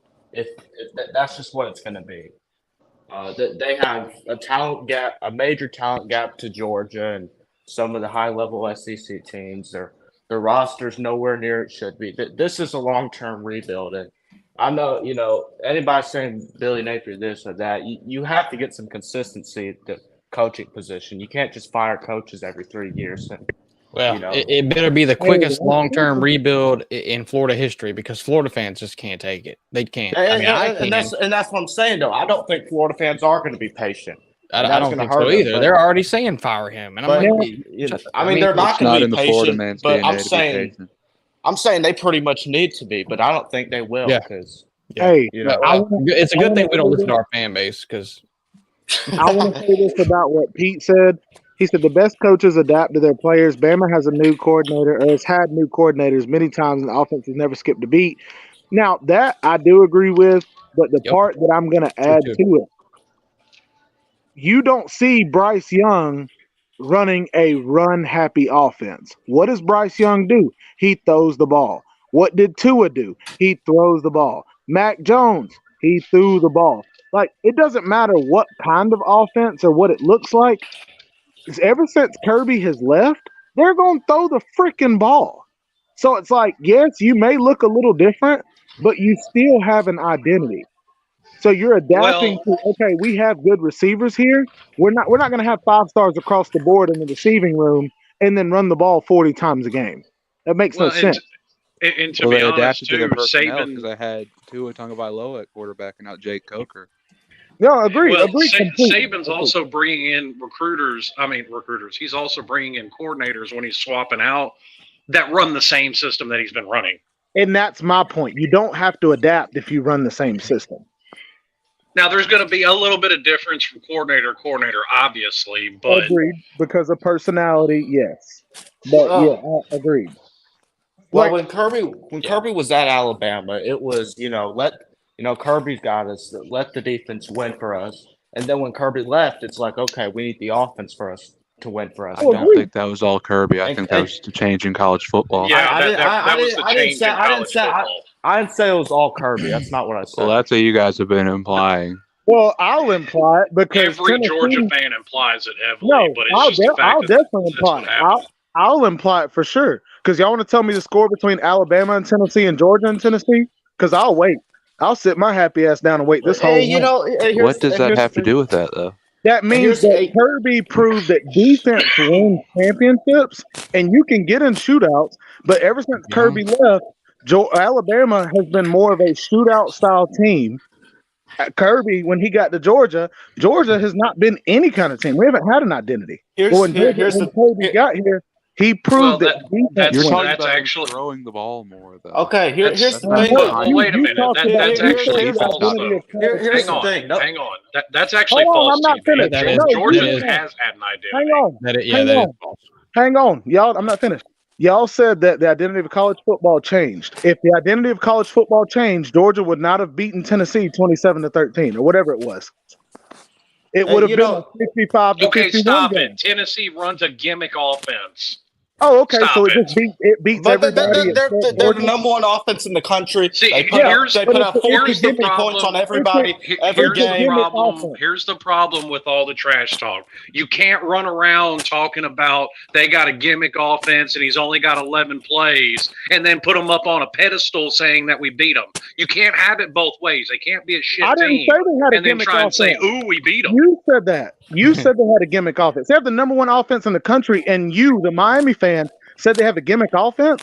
I'll take a gimmick offense if it's number one in the country. Here's the thing. Nobody said it was all Kirby on the defensive ball at Bama. But here's the thing. Saban is not a defensive genius to today's offenses. I've not seen it, and I'm not going to believe it. He's just not. No. I'm saying Nick Saban is 71 years old. Of course he isn't. No, and by the way, my main point isn't that Kirby was the reason the defense was good. Bill Belichick, 71 years old. Coordinator. Bill Belichick, 71 years old. He's He's a defensive genius to today's No, he's offenses. not. He has a sub 500 record without Tom Brady as his quarterback. Okay, but Belichick his defense is in the top 5, though. But he also had Tom Brady for most of his career. No, that's not the point. The point is that he's still a defensive genius. His defenses are in the top 5 year in and year out. No, they're not. They have averaged the 15th defense in his time at New England. What up, traveling?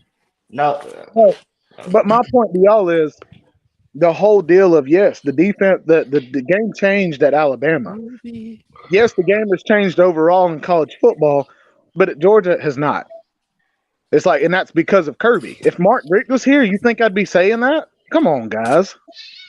Hey, I got a question for three Georgia fans in here, however many. Yeah. Number one. How do you feel about when Stetson leaves, and then you have to start a whole new quarterback? And we don't know.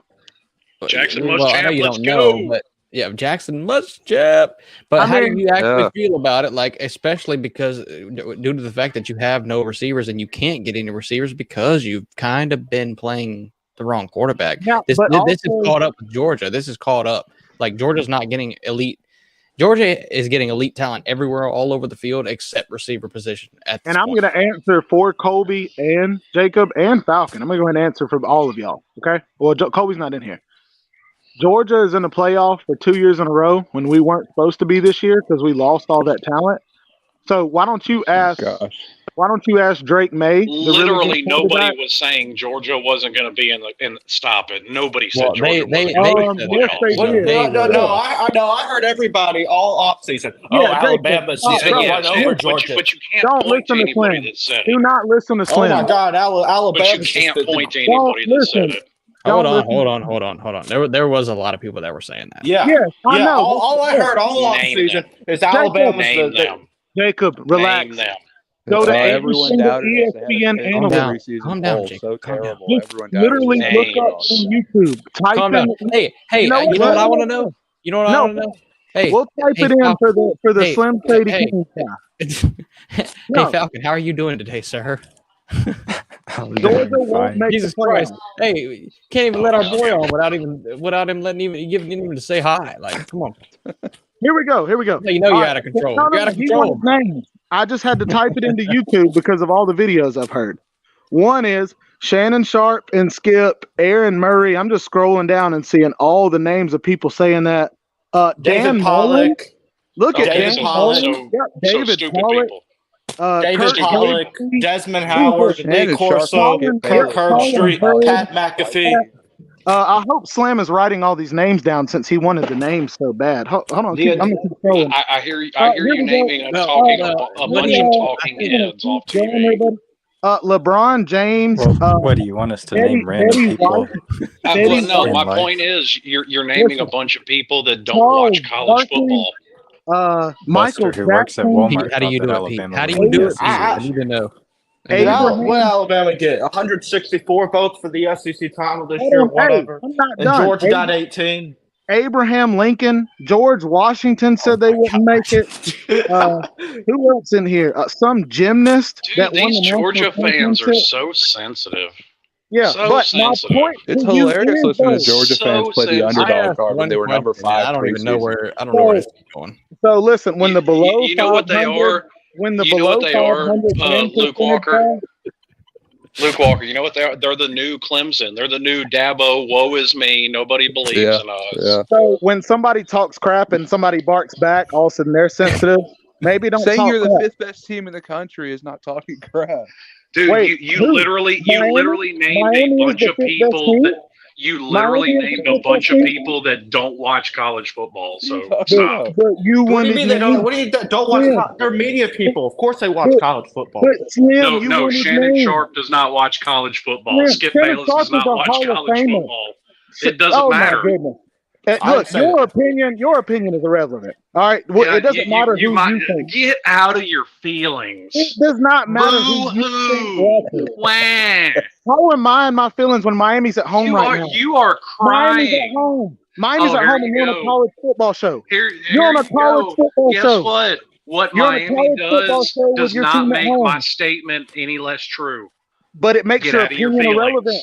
But it makes Get your out opinion of your irrelevant. feelings. You talk crap about Boo-hoo. Georgia Cry because me you're a so river. upset. Cry hold on, me a look. river. I know Slim wanted to get away from the point, Cry but me a Christian, river. I'm going to finish the point real quick because I know You Slim can likes you to can you win can every keep on argument. crying. Slim, are you going to keep on to win the argument? If you want to win, I'll say you win so I can keep on. All right, guys. Hey, everybody. Slim won the argument so I can keep talking. Look, I you can guys keep said, talking too.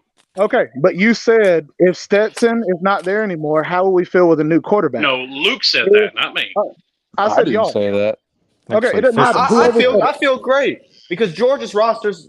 We're loaded at every position. I feel great. I was gonna start talking, but then somebody got upset because the team's not in the playoffs or in a bowl game. So, all right, if Georgia continues to make it's the not a playoffs, valid oh argument, my sir. goodness, he's Get gonna out of keep your talking. feelings. Okay, he's gonna keep talking. Let him keep talking. I sure am. I get it's hard to see your team at home right now. Okay, Get out of your feelings, sir. You're the only one mad. No, You're the only one in your feelings. Then why are you still talking if I'm in my feelings? You're not in your feelings, but you Because keep you talking. continually talked over me too. So Okay, so you're you not get in your what you feelings give. either? So You we're not get both what in you our give. feelings? Okay, we're You both get in our what you feelings then. give. Look, So we're both Look. in our feelings. Okay, okay. We're both in our feelings. I just want him to admit it. Because if he wasn't in his feelings, he wouldn't be talking. I'm laughing But yeah. at you, sir. Okay, well, good. Well, you're talking while you're laughing, so you're proving my point. But it doesn't matter who's at quarterback. As long as we're in the playoffs, you're still talking. If we're in the Sure playoffs, am. I'm not upset. I would rather be in the playoffs still arguing with a Miami fan whose team is not in the playoffs any day. It doesn't matter who our quarterback What is. my team does not make my opinion or point any less valid. You can say that 400,000 times. It still will not stop And me it from saying continues to be your true. team is What not even is your in the point? playoffs. And it Yeah. continues to be true. It That's doesn't fine. make my analysis of your team any less true. But your opinions that you say are not right. So it doesn't matter about your team not being in it or That's being in it. your opinion that they're not Just right. like it is your opinion. That's why it's Yeah. an opinion. Yes, exactly. I never said my opinion was right. I called No. it my opinion from the start. And I said it was my opinion. Get out of your feelings. What are we arguing It right is now? okay. I don't know. All right, Saying this get is What is he even? we've gone off topic now. What is he saying even get out of your griping about? feelings does I'm not so make you confused. win the argument. I get that you really want to win the argument bad, bro. I get that. But you can have If it. you I will say send you a so. trophy. Oh, there's no I coming will back send from you a that. trophy. That will be the only trophy Miami No, ever gets. TB's just going to cry the rest of the night. That's all. Yeah, because my team's in the playoffs. The question was about if we have a Congratulations. quarterback. Thank you. That's all I wanted was a congratulations. No, the whole point was, Luke, what we got away from was a whole bunch of talking heads on TV talking about Georgia was going to make it back. People that don't watch college football. But Anybody before with two brain cells to rub together, despite what Georgia lost, saw they were still going to have an elite defense. Nobody on here doubted that. You started naming talking heads like Shannon Sharp and Adam McShay who don't watch college football. But you asked what names. You didn't say in particular. But I mean, if a my point TCU is- fan came on here trying to sprout the underdog card, I would understand that. But Georgia fans talk about how underrated they were when they were number 5 in the preseason poll. I just can't hear that. So is Texas A&M, are they underrated? Because they were No, they were overrated. What were they? What were they in the preseason poll? They were overrated. Oh, okay. So it's okay. It happens. But did anybody ever answer my I question? mean, you just compared a team that was ranked in the That's what I preseason and was didn't make trying a to bowl say. game. Listen, Fishman asked, what will we do when Stetson leaves? And then people started barking instead of letting me answer. It No, doesn't I matter. made a joke about Jackson Muschamp. Nobody started barking. Okay. The Jackson Well, Muschamp will Duke be the hot, starting hot, quarterback. whatever. Yeah. Okay. Yeah. But my point is, I guess Fishman, and I think the Georgia fans will say the same thing. It doesn't matter who is there. I can be frustrated all day long. But if we're in the playoffs, then it is what it is. Like, I don't care anymore.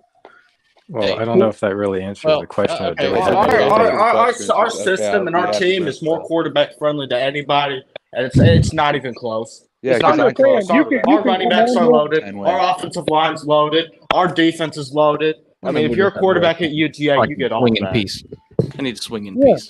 You Our can tight say- ends are loaded. No, I Nice know. kicking. Jacob, you can come in here and you can give an in-depth answer. You could say, well, we really would like a quarterback that can do this and that. But it's like Kirby 2 years in a row has had a walk-on at quarterback, and he's out here beating every team. What I'm saying is Georgia's more quarterback friendly ECG, than I'll make anybody. room. I'll make room, ECG. I'll make room. Well, you got Don't premium, bro. you have StreamYard Premium? You can just Yeah, you have. We've told you this I multiple times. I don't. Oh, okay. I You've had did, more than and 6 I people canceled on. it. Oh, you canceled it? Yeah, I don't blame you. Yeah, StreamYard ain't getting none of my money. I'm like Dog with YouTube. They ain't getting none of my money. Now, do I hate the whole ordeal happening? And it's like Jackson. I know people joke about the Jackson Muschamp deal, but it's so true. Holy shit, Pete, is that true?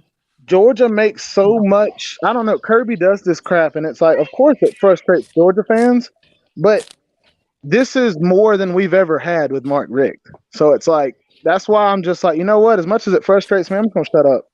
Hell, with Mark Richt, we'd play a big game and lose it by 40 at home. No, sir, UGA, when I made that comment, I said it's to be determined about Georgia. That was during the offseason this past year. All right. Well, my whole point that I was making is I think I got you, ECG.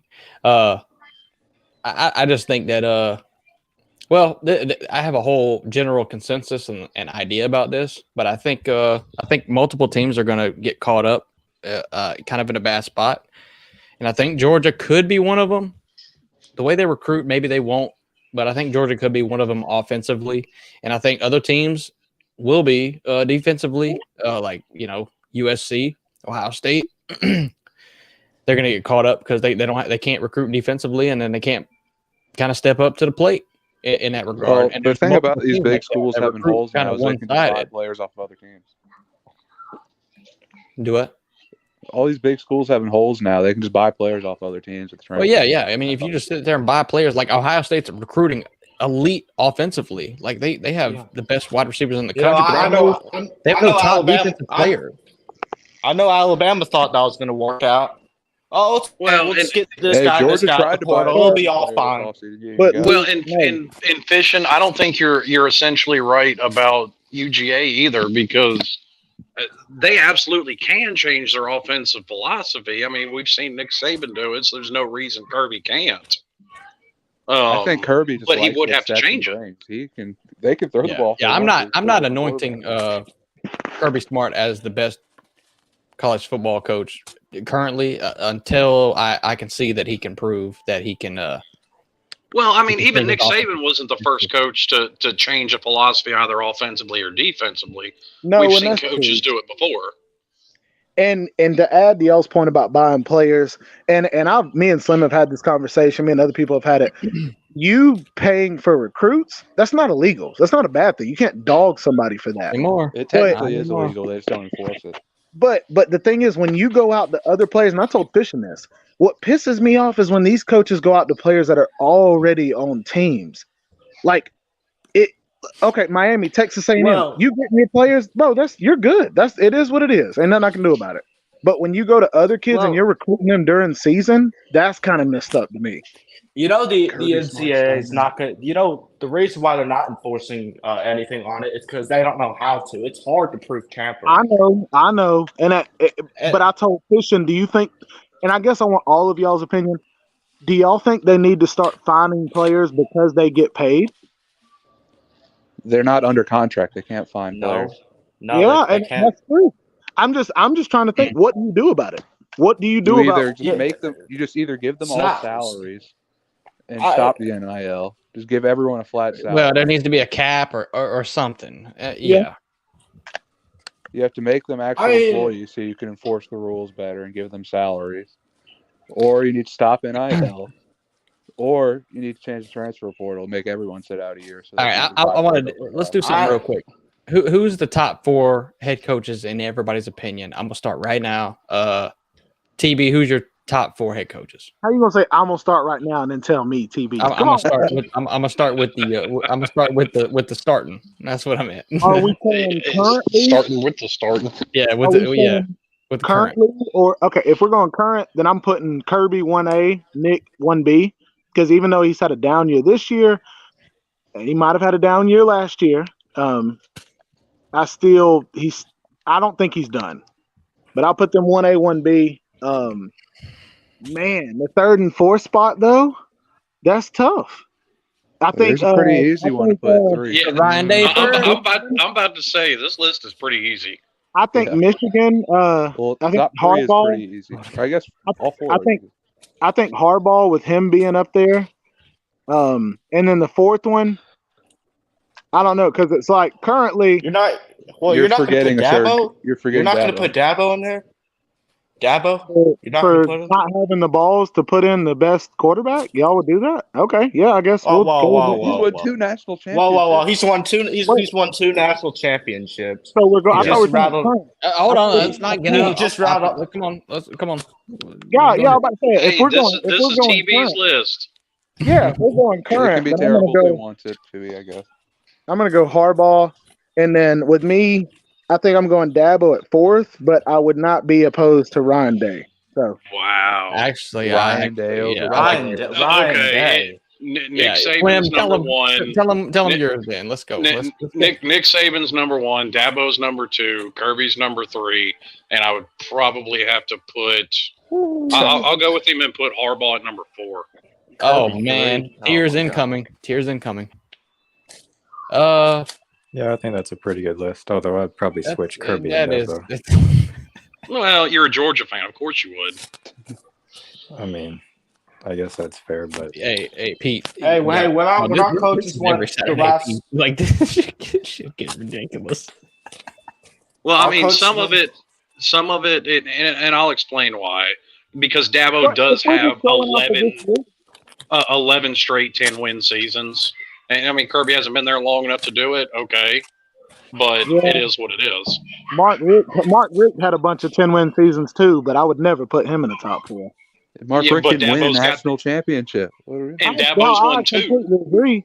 But Mark Richt didn't play. He didn't coach in the ACC either. So sorry. Oh my God. Hey, yes, and as hard as the SEC is, fucking Ed Orgeron won a national title there. So we also had Joe Burrow. Yeah, he also had Joe Burrow. He beat the shit out of Grant Delpit. He had 14 guys get drafted the next year. Ed Orgeron's a terrible head coach. Jacob, those are ACC men. You can't argue with them. They were. Whenever you have okay. You were hyping up Hendon Hooker. He was mid in the ACC. Hold on. I do have to say, ACC was better than the SEC in 2016. And then in Oh, wow. 2018, Oh, my God. Alabama beat the shit out of the SEC. And what did Absolutely. Clemson do to them?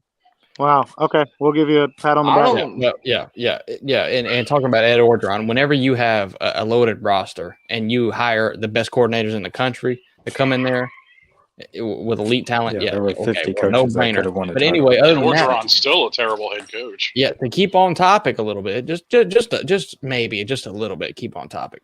In the comments, Ryan Day is trash. Slim, I know how you feel about Ryan Day. Tell us. What has Ryan Day failed to do?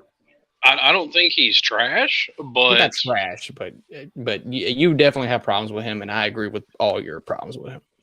yeah, I mean, perfect example. And I think I think it's easy to say that since he took over, Ohio State's gotten worse.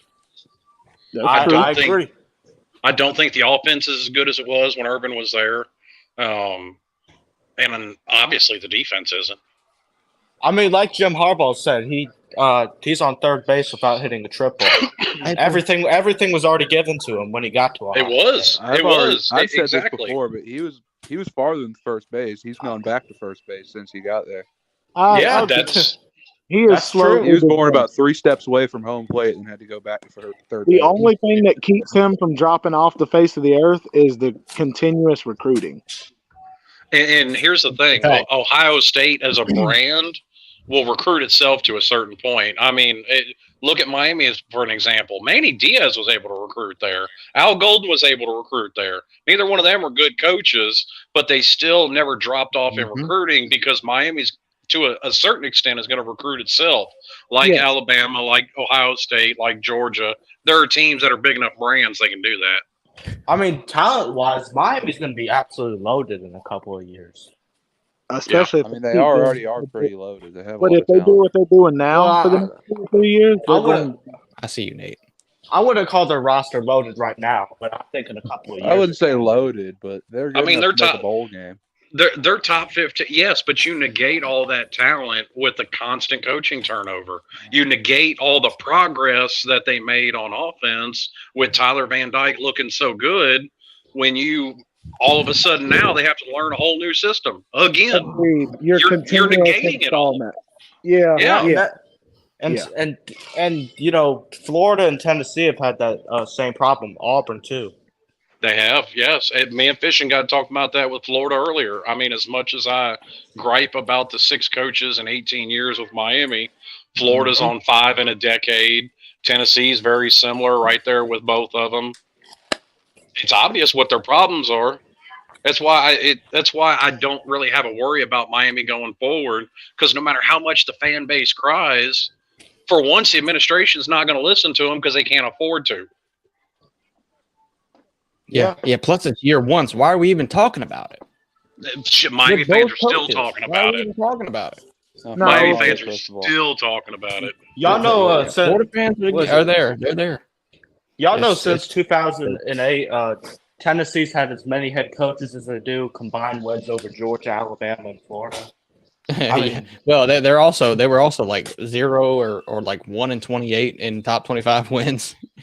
Yeah. Tennessee's been in the dumps, bro. Even though I wouldn't put Josh Heupel near the top 4, like I do like giving coaches their credit, and it's like this man really went into a depleted program and did okay. Like that's okay. crazy. I mean, that's above average what he did. I mean, Mark Richt won 10 or 11 games 5 years ago, so let's see if it's more than a 1-year wonder. Yeah. True. No, I agreed. And that's why I say okay, because 1 year is not the greatest. But let's see. Yeah, agreed.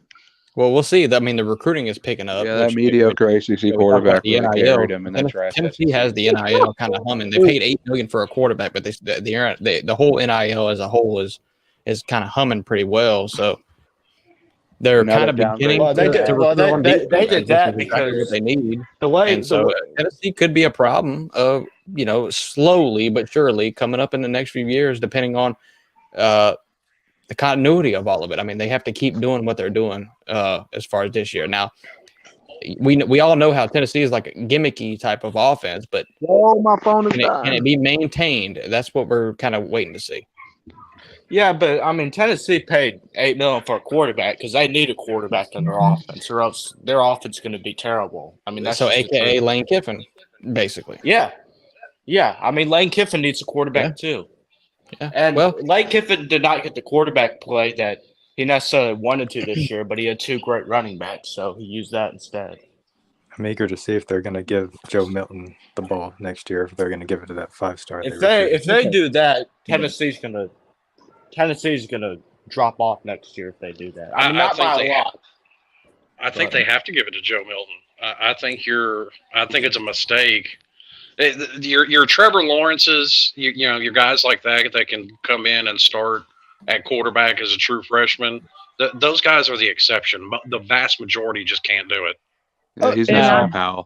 And let's agree, guys, just because you pay somebody that much money doesn't mean, hey, we want you to come in and start right away. We just want you to come here. Like you said, you got the backup Milton right now. Let Milton get his start, and if he plays good for 2 years, that's fine. But don't 2 years. I wouldn't trust him though, and I'd go out and get a Grayson McCall in the portal. That's what I would do.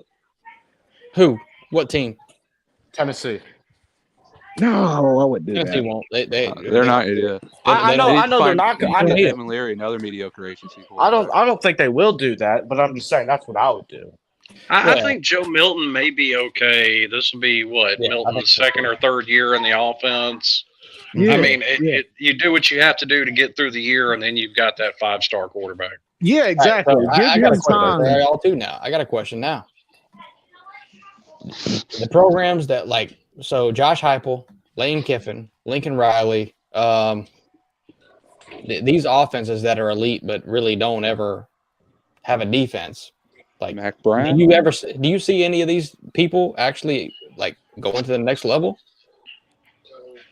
This has been a discussion. You go from Georgia on defense as well, like I said earlier. But do you actually see Lincoln Riley ever winning a national title if he doesn't change something defensively? There's been a discussion in a bunch of Carolina places about how here's the thing. He's defense, and I think that's an actual thing. The offenses they run breed softness in the defense because you're not as physical in practice. And that's very true too. And in scoring so fast, I mean, the defense is right back on the field. So yeah, I agree with that too. Well, I mean, the thing about Lincoln Riley is when he got to USC, I thought he went there so he could get better defensive recruiting. And if you look at his recruiting class, that's clearly what he's not trying to do. He also brought the same defensive coordinator.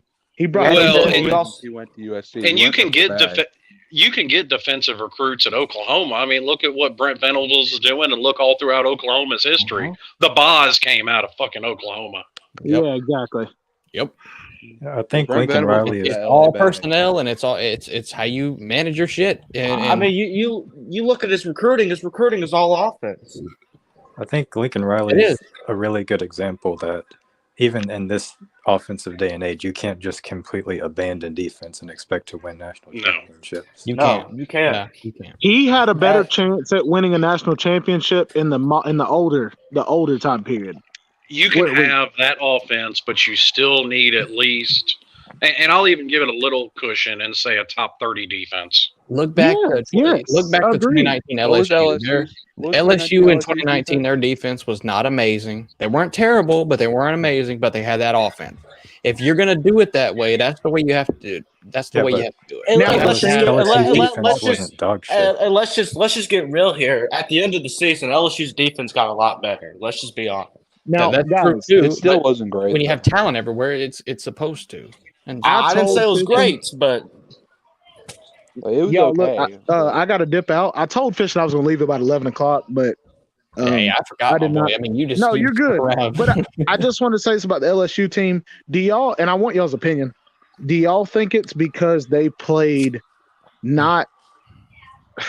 Oklahoma tried to score in 15 seconds. I feel like that Joe Burrow team, they could have explosive plays, but they played very good offense. Like they would drag you out. They would have good drives, good 3-4 minute drives, and make your defense stay on the field. Is that why they won their national championship? No, they just had one of the greatest offenses ever. I mean, that too. I'm just saying, but you can't tell me that Oklahoma didn't have 4 or 5 great offenses. Not saying they didn't have the greatest, But do you think that has something to do with putting your defense back on the field in 15, 20 seconds or in 30, 45 seconds? I do. I do. I do. I mean, look at Tennessee this year. You know? Yeah.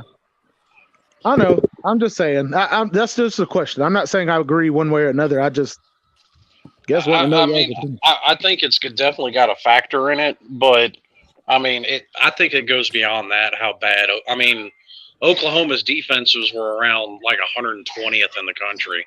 Oh, damn. Yeah, they were that bad. Especially that 2018 defense. That LSU team's defense, I'm looking at now, they're 27th. So they were. I mean, I said a top 30 defense. You can get away with it. 20 to 30. And I was just throwing a number out off the top of my head.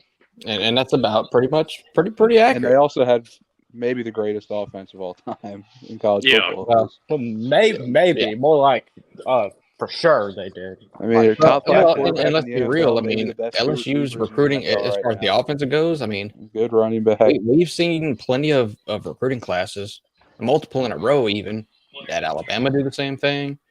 Southern Cal's probably about to have a few offensively that can do the same thing. But like I said, that defensive stat. I mean, if you recruit like that on offense and you neglect the defense or you just don't put too much emphasis on it, like it's going to bite you. And the reason why LSU improved on defense that year is because they had recruited so well on defense that they were able to do that. TB, you out, bro? Yes, I gotta go. I really do. I gotta work in the freaking morning, bro. But you gotta work on a Sunday morning? Yes. I have a second job away from coaching. I have a second job just to make more money. Yeah, he's got to pay. He's got to go work to pay for the mansion. His second mansion that he has. You got to secure that bag. But yeah, appreciate you. Bye, Luke Walker. See you, Slim. See you, Jacob. Falcon, Fish, and all y'all. Love y'all. Chat, comment section. But I'll see y'all next week for sure. Yes, sir. Yes, sir. See y'all. Appreciate you. See you, TB. Yeah. Shout out to TB. Very busy and important person. He needs to Airbnb me one of his mansions. I don't know if he would do that. He might. I promise. He might feel generous. I don't know. Y'all did argue tonight. I don't know if he would be that generous. He did call you emotional. Yeah. You emotional Miami fan. You emotional. I'll be okay. You're just upset your team didn't make a bowl game. Yeah. A little bit, yeah. Yeah. His team's in the Natty and yours isn't. So. Well, they ain't in the Natty yet. Well, he did call an entire fan base sensitive. Yeah. I mean, Miami fans are sensitive. There are a lot of sensitive UGA fans around. Oh, there definitely is. Yeah. They don't want to admit nothing. They're sensitive portion. They don't want to admit none of that. I agree with that. There's a lot of sensitive UGA fans. I would argue there's sensitive people in every fan base. Yeah. Well, I don't think anybody's arguing that point, but like that reaction isn't the first one I've gotten from UGA fans bringing up a valid flaw in their team.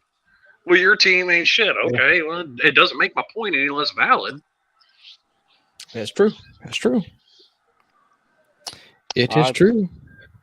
Yeah. Where's this damn thing at? I need Boise. And it also it comes across like I'm saying UGA is a terrible team. I'm not saying that in the least bit.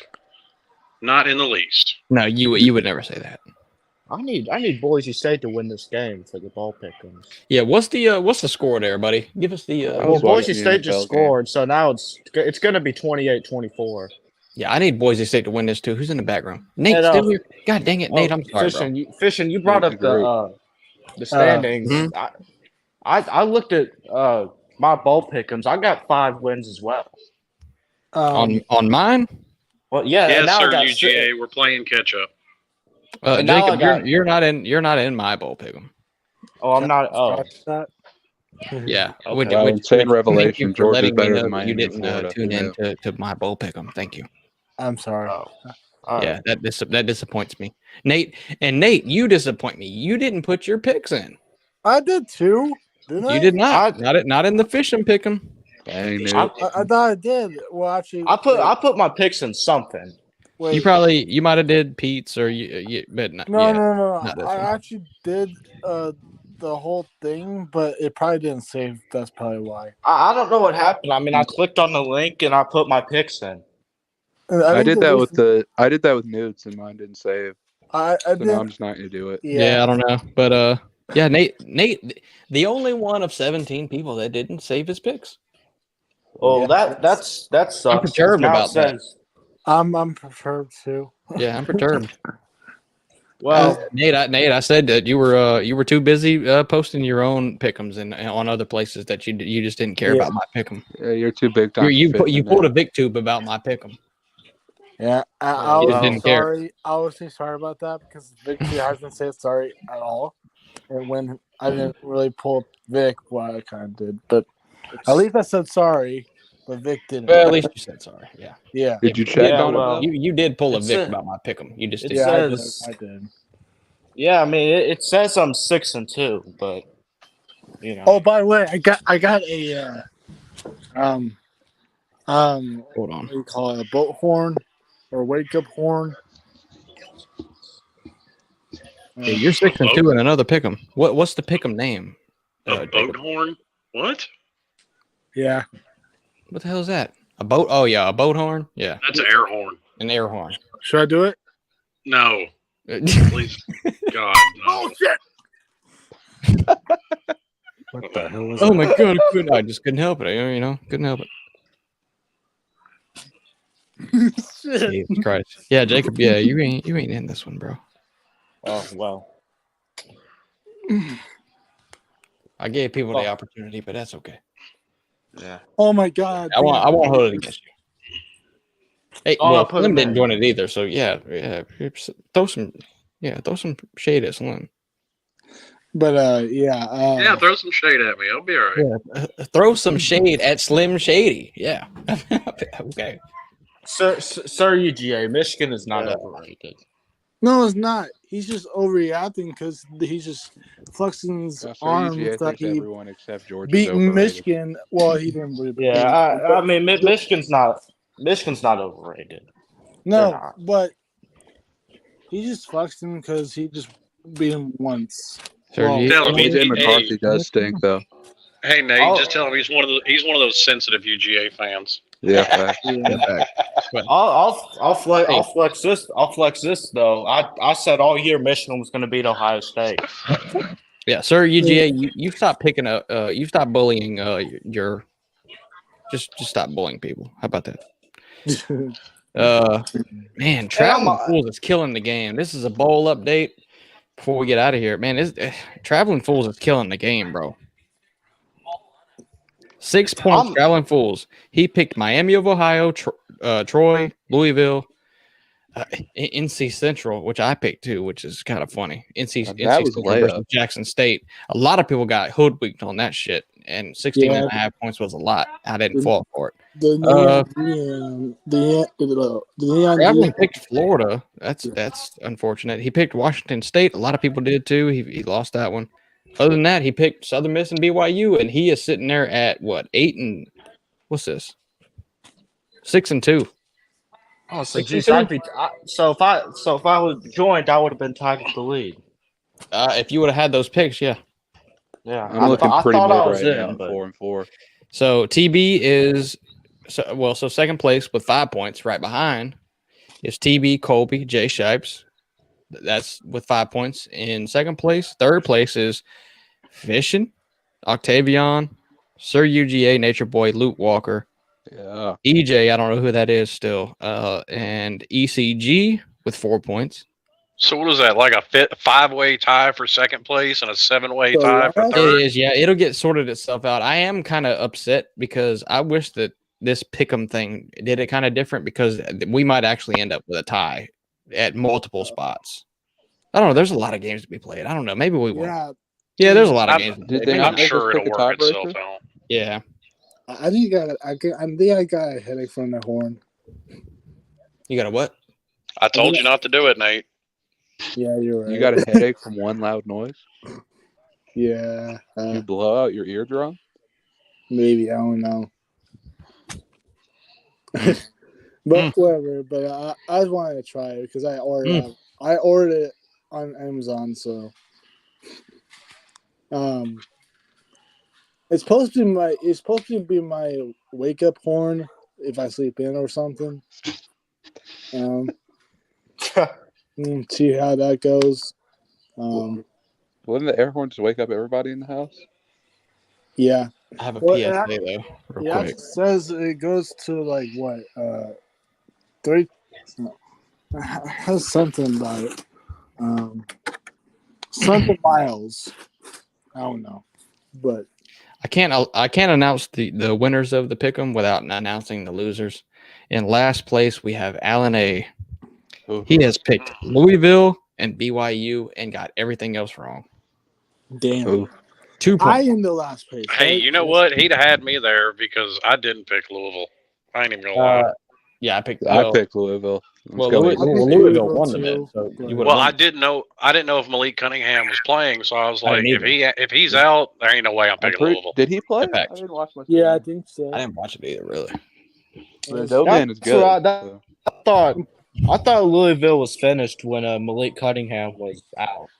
And plus, was the rivalry game wasn't too? Like, Well, yeah, it's kind of and then there's coaching changes. I mean, Louisville got Scott Satterfield went to Cincinnati. And I don't even know who was coaching this game. It's such a fiasco. I mean, I didn't look into it, but the Louisville head coach went to Cincinnati. I don't know if he coached the bowl game or not, but then Jeff Brom from Purdue went to Louisville. Oh, here's a fight. It was weird. I don't think it was a fight. I think it was a celebration. Hey, shout out to Purdue for hiring Drew Brees. He was an interim assistant. You guys think? I know. You guys think he would make a? They should pull Miami fans and call for him to be the head coach. Impact, but like, you think he would develop quarterbacks in the future if he, was a quarterback? I don't think great players are good at developing players. No. I mean, some of them are, some of them aren't. But a lot of them just expect them to be like you. Yeah. Deion Sanders played in the NFL. He's going to come and be a great coach. Well, great players could be. We'll see. We'll see, right? They can be. Jeff Saturday is the new head coach for Colt. Is that going to be long term? Probably not. Well, I don't have a problem with hiring a guy that used to play as long as he has a legitimate coaching record. We got to see if it. But yeah, I mean, for what it's worth, Kirby was an All-American. So. Yeah. Well, he wasn't a great Kirby player, like a Hall of Fame football player. Stop it! I mean, I'm just saying. Still. Well, I'm saying as far as like I want to see them have a good legitimate coaching record before they come. Like he was also a lunch pail guy. First one in, last one out. If he's real gritty. If Michigan wins the national title, if they do, what will your all be reactions? I mean, I'd be happy if anybody else won it. I'd be happy for Jim Harbaugh. Yeah. Well, if Michigan were to win the national title, that'd mean they'd probably have to beat Georgia. So I'd probably be talking about how Georgia lost and stuff. If Georgia gets smacked by Michigan, actually, if Georgia loses it all, I'm all over it. I'm all over it. Yeah. I'm not saying it's going to happen. I was just saying. I'm all over it. I'm going to be talking about Bennett leaving and how they're screwed. I'm all over it. I don't have a dog in the fight. I mean, I'm all for the underdog story. So the number one underdog would be TCU, obviously. But I don't think that's going to happen. So I guess the next best underdog would be Michigan because, I mean, and I brought this up on another show, and actually I'd like to get y'all's opinions. Is Jim Harbaugh the best coach without a title? Yes. Yeah, I heard you talking about this the other day. He 100% is. 100%. We were talking about top four coaches, and then we went on and all this ranting and stuff. I was gonna put Jim Harbaugh in my top four. I was gonna put Lincoln Riley in my top four. Here's my top. I mean, especially if you look at Jim Harbaugh, in his totality. Yeah. Well, see, I wouldn't put Lincoln Riley near my top four because of that factor of like we just talked about like about 10 minutes ago about the defense shit. Yeah, but Lincoln Riley still want Lincoln Riley near my team. Jim Harbaugh has. I mean, Lincoln Riley would still be in my top 10, obviously, because he's made the playoffs how many times? What is Jim top Harbaugh 10 though? Lincoln No. Riley hasn't. Yeah, I mean, there's certainly something to making a 5-7 team 11-2. But Yeah, for I sure. know this about the playoffs. I know nobody's cheering for Ohio State. I am. Fuck Sea Dog is. I'm about to say Sea Dog is. There's one person. Well, Sea I Dog think it'd be is, pretty but- funny if Ohio State won. And I don't even actually hate Georgia that much. I just want you to lose. I want to see the Just in meltdown on general YouTube. for recruiting purposes. Like that's why. It's not even because it's not even Florida's not recruiting the same players as Georgia. Yes, they are. You Yeah, realize they are. Ohio State pooches just as many Florida players as Georgia does. Yeah, they're trying to recruit the same players. I mean, you see all these guys got Florida in their top 4 and stuff. I mean, they're trying to recruit the same players. Yeah. Well, they've always, and Florida has always done that, but at the same time, like Billy Napier now is actually in it for some of these players, but there's no sustainable evidence to sell them, and so they're not winning the battles, and so that's why I say that I want Georgia to lose because of that reason. Isn't it alarming that Michigan's still 20th in the rankings for college football? No, not college football. Recruiting rankings. It is alarming, Nate. It is alarming, Nate, because Jim Harbaugh is doing a lot with. He's got a lot of talent at Michigan, but he doesn't have elite talent. Well, Harbaugh's never been a recruiting guru. That's not his thing. His thing is when he first got to Michigan, he was recruiting top 5. Sleepover team in that.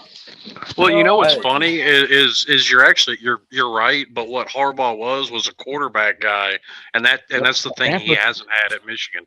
Mm-hmm. Stanford. I mean, at the same time, he hasn't made any quarterback great. Oh no! I just looked at the team talent composite. Who do you think has more? Yeah. Who do you think has more talent right now, Michigan or Miami? Well, on the roster, Michigan. I think probably Michigan. According to Stars from last year, it was Miami. Jesus Christ! That's funny. I knew that was a trick question. Honestly, Harbaugh really screwed himself in recruiting for flirting with the NFL. I know, but I don't know why.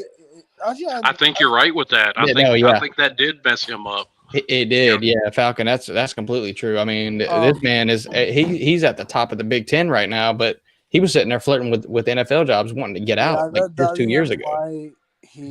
Or just last year. But I think I actually think that Harbaugh is going the Dabo road, not the Dabo road, he's not doing NIL stuff. That's what I meant.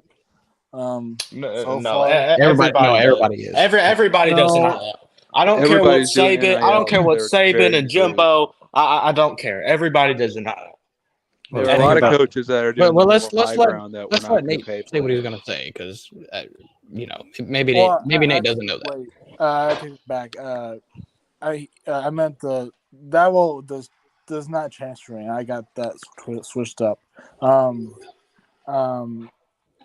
What I heard from Michigan Insider, Michigan's is doing pretty old school recruiting or something like that. Like just try to sign players, not through NIL.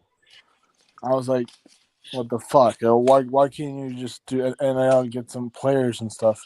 But according to they're doing what a lot of schools are doing. They're playing exactly by the rule book when you can't do that right now because the NCAA can't actually do anything.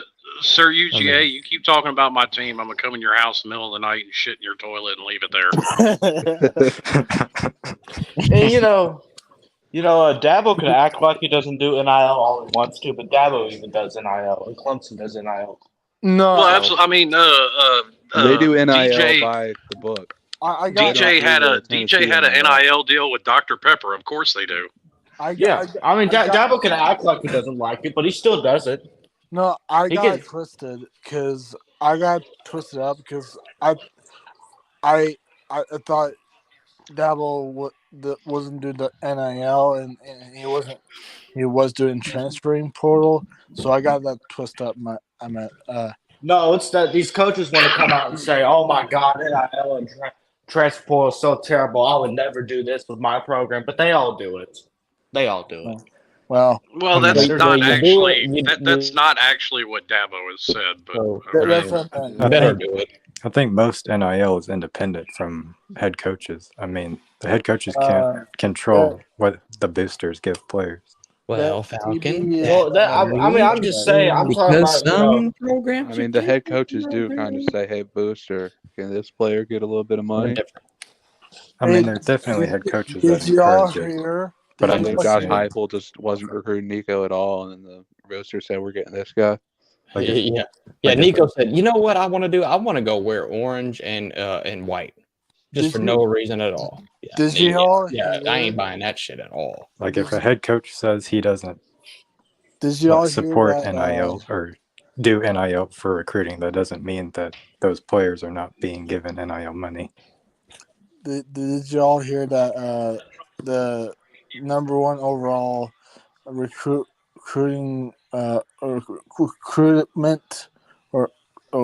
kid, we're called. He's a 2024 class of a recruiter. I don't know. It's Dylan Raeda, right? Yeah, he decommitted from Ohio State today. Yeah, Dylan Raeda. And he might, Raiola. he actually or Rayola. He has relations to Nebraska, family or son family to Nebraska. Whatever. So yeah, his uncle is the O-line coach for Nebraska. Yeah. Didn't Nebraska get a quarterback transfer already? Or am I thinking of what's Well, he's a 2024 quarterback. Well, he's so a they did recruit 2024 last commit. And Georgia was one of his top teams before he committed to Ohio State. So Kirby. Why would he ever go to Georgia? Oh my gosh, he's gonna have a walk-on star over him. Yeah. I think the days of Georgia getting 5-star quarterbacks or even highly rated 4-stars is over. I think we got it's over. We already got a 5-star in the 2024 class quarterback. Well, that's right, though. Who? Yeah, that who? I'll look this up right now. I'll share in the screen and everything. 2024 That's false. Who is a top 10 rated quarterback. He's not a Who is it? 5-star, but he's Who a is it? top rated Tell me 4-star. right now. Yeah, I might have hold the record for the slowest 4-yard dash ever. 247. No. Football recruiting. Well, I'm already here. Team rankings. I actually, I don't know if I hold a record or not, but while in high school football, I played high school football. Alabama has a 5-star quarterback. We did a 40. I don't think he's a 5-star, but he's still a highly rated 4-star. Yeah, no shit. Georgia ain't getting no 5-stars. 4 yards. Well, Florida got no. They got a 5-star quarterback in that same class you're talking about. That's actually facts. Good for them.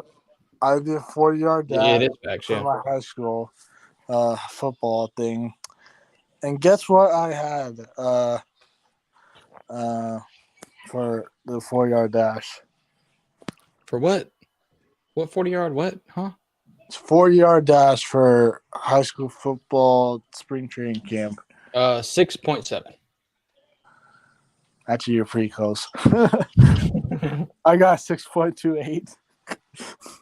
6.28. The factor was I did not have cleats on. I had those turf 10 shoes on, and that didn't really help. And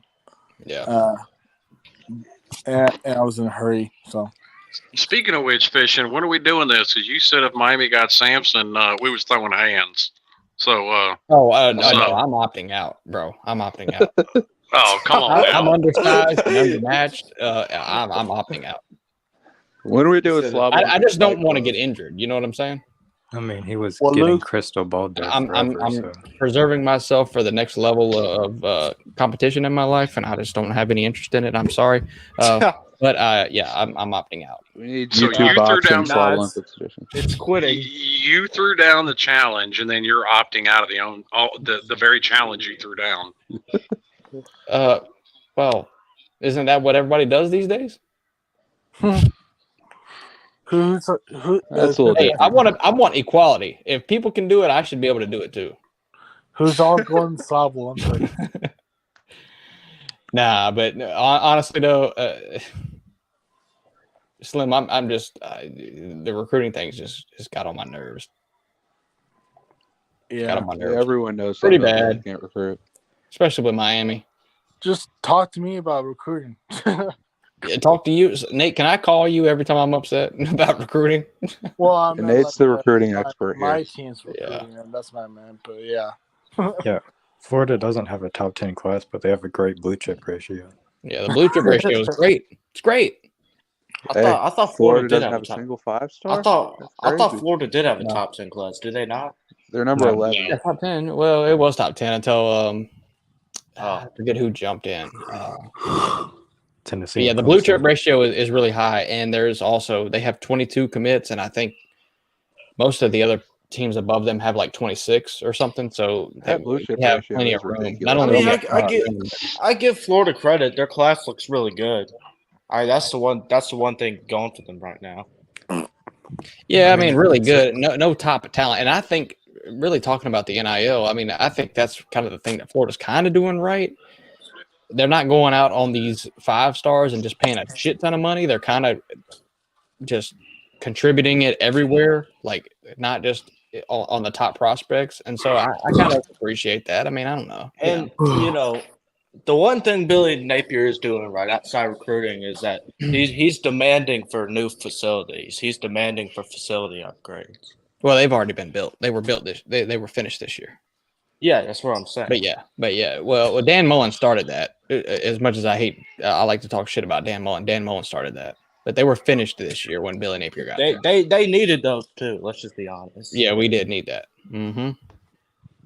Yeah, they're brand new.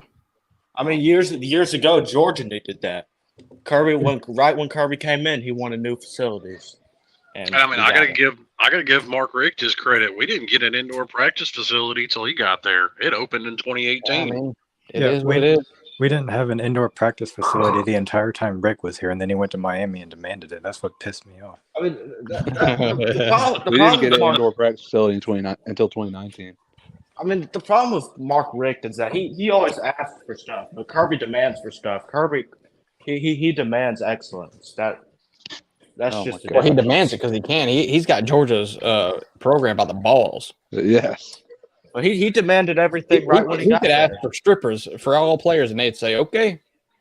He could ask for anything. They could do anything. Well, yeah, I get that, but he demanded for everything right when he got there. Every coach does that, though. Well, they always that's kind of in the interview process. When they find the right guy, they ask, "What do you need from the program?" Like, and then in Kirby's instance, he's sitting there saying, "Yeah, well, I need this, I need this, I need this, I need a recruiting budget of this much. Are you able to give it to me? Yes, okay. What are my restrictions, plane tickets, and all that shit?" I mean, this is all very in depth in coaching hires before they're even made, before we even hear about it. Yeah, and the promise was that he would recruit as good as Nick Saban, and to be fair, he basically has. Yeah, he's recruited better than Nick Saban by now. Well, that's it's year in and year out. I mean, Bama's recruiting nuts right now. I mean, our classes are identical, but Georgia evaluates and develops some talent much better right now, and that's just the truth. Right now, this is true, except on the offensive side of the ball. What do you mean? Except that. Well, I think your O-line coach. Georgia's offense looks great. Georgia's offense looks great. That bum you hired to coach offensive line. I mean, that's fine, but you don't have a first or second rounder. You don't have a first or second round wide receiver at all on that team, or quarterback. That's fine. That's fine. Our offense, we got great tight ends, a great O-line, great running backs. That great O-line. Our offense, this is why I say it's not sustainable. Dumpster fire. It's not sustainable. Our offense is one of the best in college football. That's just the truth. Hey, Slim, tell these Georgia stat-wise. I'm glad Stacey Searles is not at Miami. That's all I can say. I'm happy he's not at Carolina anymore. Thank God for Kirby taking him away from us. We're about to figure out if when it gets down to the nitty-gritty, Georgia's elite offense, which is basically check downs, dump off passes. Yeah, Brock Bowers is down running backs. I mean, hey, whatever we do, it works. Yeah, well, it works. So It works we're because you going to have a find great. out. It We're going to works find because out in you the have the best playoffs defense if in the anybody country. can put it down. That's what And we're I gonna don't find. get it because it's real simple. You stack the box just like you do again. You put 9 men in the box. You Mhm. double cover Brock Bowers. You've taken away UGA's offense. There is no downfield threat. Well, it's Honestly, easy to say that, and I You do got agree with you. It's easy to say it. It's harder that's to do what it, but no, that's I do agree. that's everyone what talks for the Tennessee most that's part. what Tennessee did, and then we hit a bomb to Arian Smith, a What's bomb up, to P. Ladd Digit? McConkey. You That's scored what we what, did. 23 points? Honestly, Yes, the in Tennessee's the 130th ranked defense in the or no, excuse me, they're the 126th ranked defense in the country. They They're might be higher terrible than that. There's defense. no way they're worse than Carolina's defense. I mean, I AD thought Carolina's Mitchell. was okay. Well, maybe I'm We getting got Carolina and Tennessee mixed up. Carolina was like 125 or something. we I mean, got Tennessee's not far. we got AD Mitchell, we got Ladd McConkey, Brock Bowers, Darnell Washington, Ladd Eric McConkey? Gilbert. What? You honestly, rattle off receivers. Ladd Ladd McConkey's a good receiver. McConkey honestly, wouldn't start at North Carolina. as dull as I think our wide receiver room is, I do think that AD Mitchell would be a second-round draft pick in a more vertical offense. I mean, I would have Yes, to but I disagree. agree with Lou's take that AD Mitchell sprained his little toe and he's done for the season. I got you, Nature Boy. I got Well, you. he's back in there now. I mean, our receiving I core isn't great, but it's not like it's terrible. Yeah, I mean, it's filled with a bunch of 4-stars, but we may never see another George Pickens. Now our tight ends, that's where. Well, and that's exactly what I mean, though. George Pickens is a first-round receiver. You don't have that. That's exactly what I'm saying. Yeah, and they're we not don't recruiting have that. They're not recruiting We it don't either. we don't have that. Yeah, You don't have it on the roster, and you're probably not going to have it for the foreseeable future because you're not recruiting it, and you can't because you can't sell wide receivers on coming to get thrown by Stetson Bennett. Yeah, that's fine. We got everything, and that's true. We got everything else. So Yeah, you do. And we have 4-star because wide of that, receivers coming out and of because our of ears. Brock Bowers, and let's just be honest here. Because of Brock Bowers, it takes a lot of the pressure off of the receivers. And they have 4-star wide receivers committed right now. Yeah, we have a lot of 4-star wide receivers. Well, you're always going to get that with Kirby. I mean, that's not the argument. It's just you're not getting elite talent.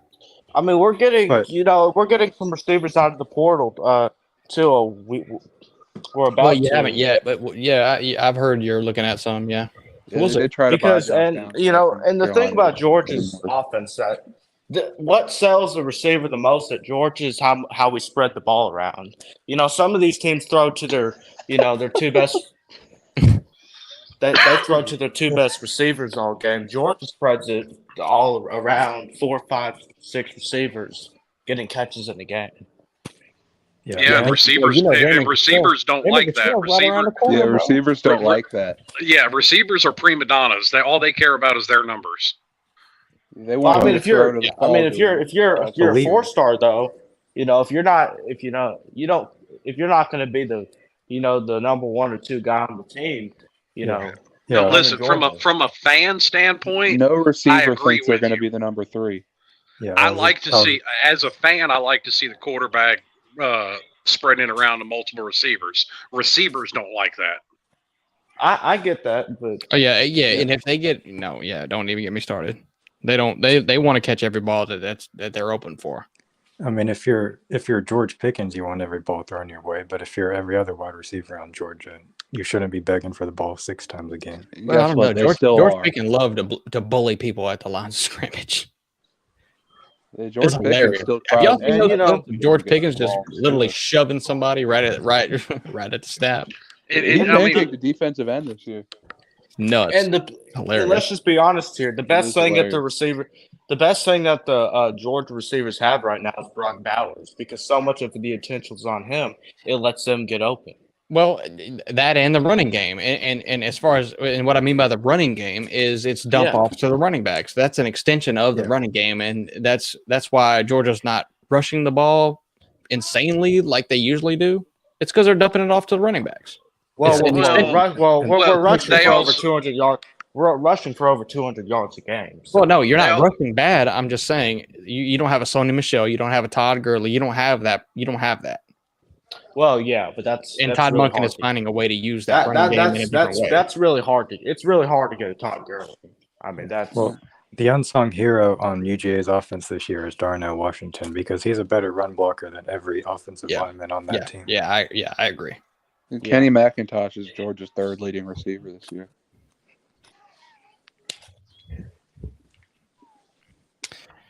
Yeah. They have one wide receiver in their top 4 receivers. And as dull as our wide receiver room might be, it almost doesn't matter because of how much the offense opens up because of the tight ends in the running game. Eventually, the wide receivers will get open as well. Well, and that's when people talk about Georgia's got the number 1 offense or just whatever rated. You know what I'm saying? But Georgia's got this is the best offense in the world. Well, it's not really because they have the best offense. It's because the way they use certain players in certain ways. Even if they lack in certain positions, like they make up for it in that kind of way, just like what you said. Well, and not I like also they have elite playmakers at wide receiver or they're throwing deep balls like Joe Burrow. It's not like that. And I mean, it goes back to what I said about beating it. Even Georgia fans have said, and I've heard plenty of them say it. I mean, 80-90% of Stetson Bennett's passes are within 5 yards of the line of scrimmage, whether in front of it or behind it. That's why I say you stack the box against them, and if you have corners that can man up and be left on an island, UGA's offense can be beat. Well, the reason why we throw so many dump offs is because Georgia's receivers and tight ends are so good at blocking. Well, it's because it's so easy. Yeah, you're right. Because of the blocking is they're so good at blocking. I mean, that's what they teach Georgia. I mean, they're so good at blocking. But it's so easy. Like he drops back in the pocket. The O line has obviously great pressure, great protection again for Stetson. It's a tight end streaking across right 5 yards in front of him. It's the easiest thing to do. Just what they do is absolutely by design. Lou is absolutely right when he says it. It's by design to hide the deficiencies of Stetson Bennett as quarterback. Yep. Yeah. I think that's just what Kirby likes to do, though. I don't think I'm he too just wants biased. a quarterback. No, don't even say Kirby's name when you talk about Georgia's offense. That's disrespectful. Yeah, Todd Monken, in my opinion, the best thing Kirby Smart's done to this offense is hire Todd Monken. Yes. I think it's the best offensive coordinator in the country. Todd Monken looks like a genius right now. In my opinion, Todd Monken should have gotten assistant of the year. Broyles Award, no question. Yeah, this team loses 2 games in the regular season without. I mean, our offense the year before he got here, and our offense now. I mean, you look at the offense the year before he got here. We were struggling to score 30 points in a game. Now it feels like we do it almost every game except Kentucky game. But although James Coley was just terrible, and the Tennessee game. James Coley. Well, no, even before Monken was there, you were scoring points. You were scoring a lot of points in the majority of your games because you were just out-talenting the majority of the teams that you played against. James Coley was struggling to score 30 points. James Coley was struggling. James Coley was struggling. But that's also a different era of that's a whole different team that we're talking about right now. Like that's not Georgia right now. When James Coley. Yeah, that's what I'm saying. I'm saying Todd Monken is like Mark Richt type shit. Well, James Coley had an elite running back at his disposal. Monken hasn't. I'm not even a Georgia fan. Now, you know what's really funny, though? You people talk about it all the time. Jesus Christ. You know what's really funny? I don't know who James Coley is. Dude, James Coley was one of the offensive coordinators under Al Golden. Miami had the fastest scoring offense in college football when he was there. Dude, they would score in less than 2 minutes on average. They weren't faster than Larry Fedora's offense. They were the fastest 3 and out you've ever seen. Well, this was before Larry Fedora, so that was 2017 and 2018. We won 2 games. The fastest. Well, this was, like I said, this was back when Al Golden was there, so you're talking pre-2015. Yeah, I'm just saying Todd Monken's improved this offense by a lot. No, I'm just saying. That's why I said I was surprised that it didn't do better. Because that was when we had Stephen Morris as quarterback. I mean, he was no world beater. Yeah. Now, granted, they did have Philip Dorsett, who there wasn't a corner in college that could cover him. Yeah, if Monken doesn't take a head coaching job this year, I'm wondering if he just doesn't want to, because he'll never have higher stock He than wants does. to. I That's just what I'm don't think thinking. I they're don't know ready if to. he does or not. I mean, look at Bud Foster. He never took a head coaching job, and I guarantee he was offered plenty. He's definitely just waiting for the right one because he doesn't have to settle. I mean, maybe. I don't know. I mean, some guys are just happy with what they do. Yeah. How much is Monken getting paid right now? He should have stayed in his lane. Some guys don't need to do exactly. You took the words right out of my mouth. Some guys don't need to go out there and fail like Will Muschamp to know, hey, I'm better at this than being the admiral of the fleet. And not to mention he's old and he looks satisfied and he's probably providing for his family. Shit, some people don't. He's making $2 million a year. That's more than some head coach. That is true, and he deserves every damn bit of it too. It'd be one thing if Todd Monken was like 40 years old, but he's 58. I mean, you're really gonna accept your first coaching job at 58? Hey, bro, at 58 years old, do you want to take on the stress of a head coaching job and elevate your career? Dude, you've been in the NFL as an OC. Well, you've done all these things. Like where. You do not like. I can totally see how old is Brent Venables? Take back. Well, it depends on where. I mean, if he goes somewhere without any expectations, there's not a whole lot of pressure on him. Yeah, he was rumored for the Purdue job. That would be pretty easy. Yeah, I just don't. I don't know. I mean, you're making $2 million a year. He can go. It's all personality too. Like, right? Like, does he really want more money? I mean, nobody really knows. But I mean, he could be the next Carolina head coach. If anything, if you go to a lesser school like Purdue or anything, I mean, he's going to make $4 million, which is double his money. It's not like it's quadruple. It's not. I don't know. But is there any pressure on him at Purdue? No, not really. No. But it's pressure as far as he's got to work a lot harder. Well, there is that, but I'm talking about expectations of wins. Yeah. Well, that's what I'm saying though. Maybe he just doesn't want the pressure of being a head coach because not only if you're a good coach, you have. We'll see too, because I mean, some of this may come out after. I mean, when the season's over and UJ wins or loses, whatever they do. I mean, it could come out a week later. Hey, Todd Monken's our coach at Purdue or wherever. It could be one of those kind of things. They could. I just think ethically, like you're not going to take a head coaching job. Ethically, morally, however you want to call it, but I don't think you're going to take a head coaching job if you're not going to 100% buy in, which means you're taking a salary position for a lot of money and you're really putting in 70 hours a week, damn near almost sometimes. I mean, I also don't think age has anything to do with it. How old is Sam Pittman? I don't know. He's probably around. He ain't no spring chicken. He ain't. But that's what I'm saying though. It just depends what the guy wants. Some people, when they get old, they want to chill out. Some people, when they get old, they want to do the Mac Brown, and they want to just. Mac Brown. They want to keep coaching. He's not doing shit. The Nick Saban. Dude, I mean, Mac Brown is chilling. Have you seen him? He looks like he ate a younger Mac Brown.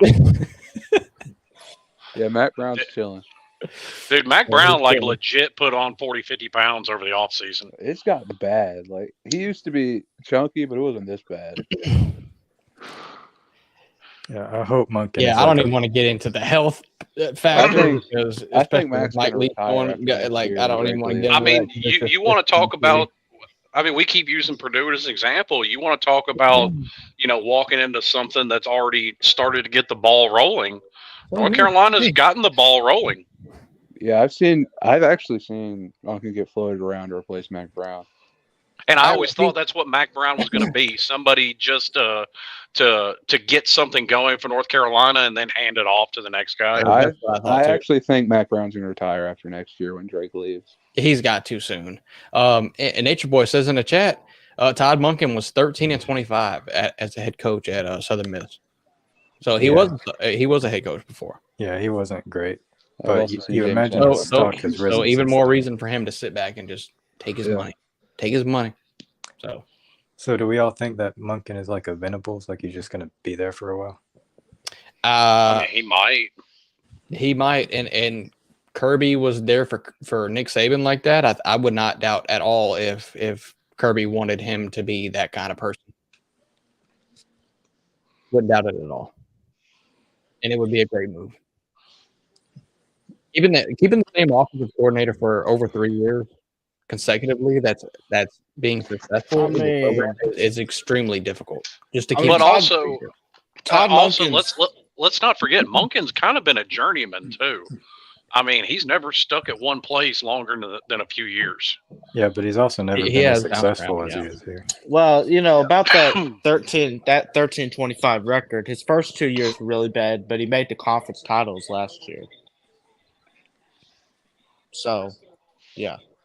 Yeah, he did decent his last year at Southern Miss, He and then he made got hired into the NFL, which I think is kind of where he prefers. But he just found the gold with Georgia. so he didn't get fired for just being terrible. He made his conference titles last year. Oh boy! Oh boy! Oh boy! Well, I mean, guys get fired for a multitude of reasons. I mean, Mario got fired from FIU, but I mean that program was 0-12 when he took it over and won the conference with them. 9-5 in 2015.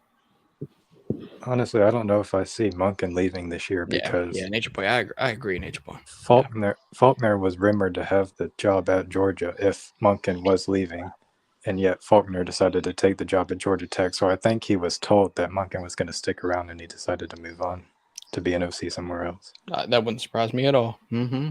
Yeah. Yeah. And good for him. He did a good job. He did a good job at UGA, and good for him. I wish the best for him. Yeah, people, I got to shut this thing down, man. We've been going 2.5 hours. I love the conversation. Shit, I could do it all night, low key. I mean, I really could. I gotta go fishing at 7 o'clock in the morning. So that means I'm gonna get probably about 5 hours of sleep. So, yeah. Does anybody care about that? I'm on winter break. I'm good. Yeah. Well, yeah. I'm going fishing. So Going fishing. Yeah. It's fishing, going fishing. I'm not going fishing because it's going to be 21 degrees here tonight. So It's going to be about 38 here. It's going to be very cold. But the Slim, the stripers come down into Florida in the Panhandle in the winter. So that's what we're going after. We'll see what happens. You're gonna be sitting out fishing in the cold. Oh yeah, I'm gonna be freezy fishing. Yeah, it's gonna be cold. Yeah, he's gonna be standing on ice and drill a hole. Hey, bro, 50 degrees is cold for me. Like that's cold. But 30, I'm going hunting. 30? I mean, I'm getting up early. I'm going hunting in the morning. So. Are you going hunting? Yeah. Hey. I got room in my freezer. Got to fill that thing up. Is it around Millington? No, I'm going up around Henning.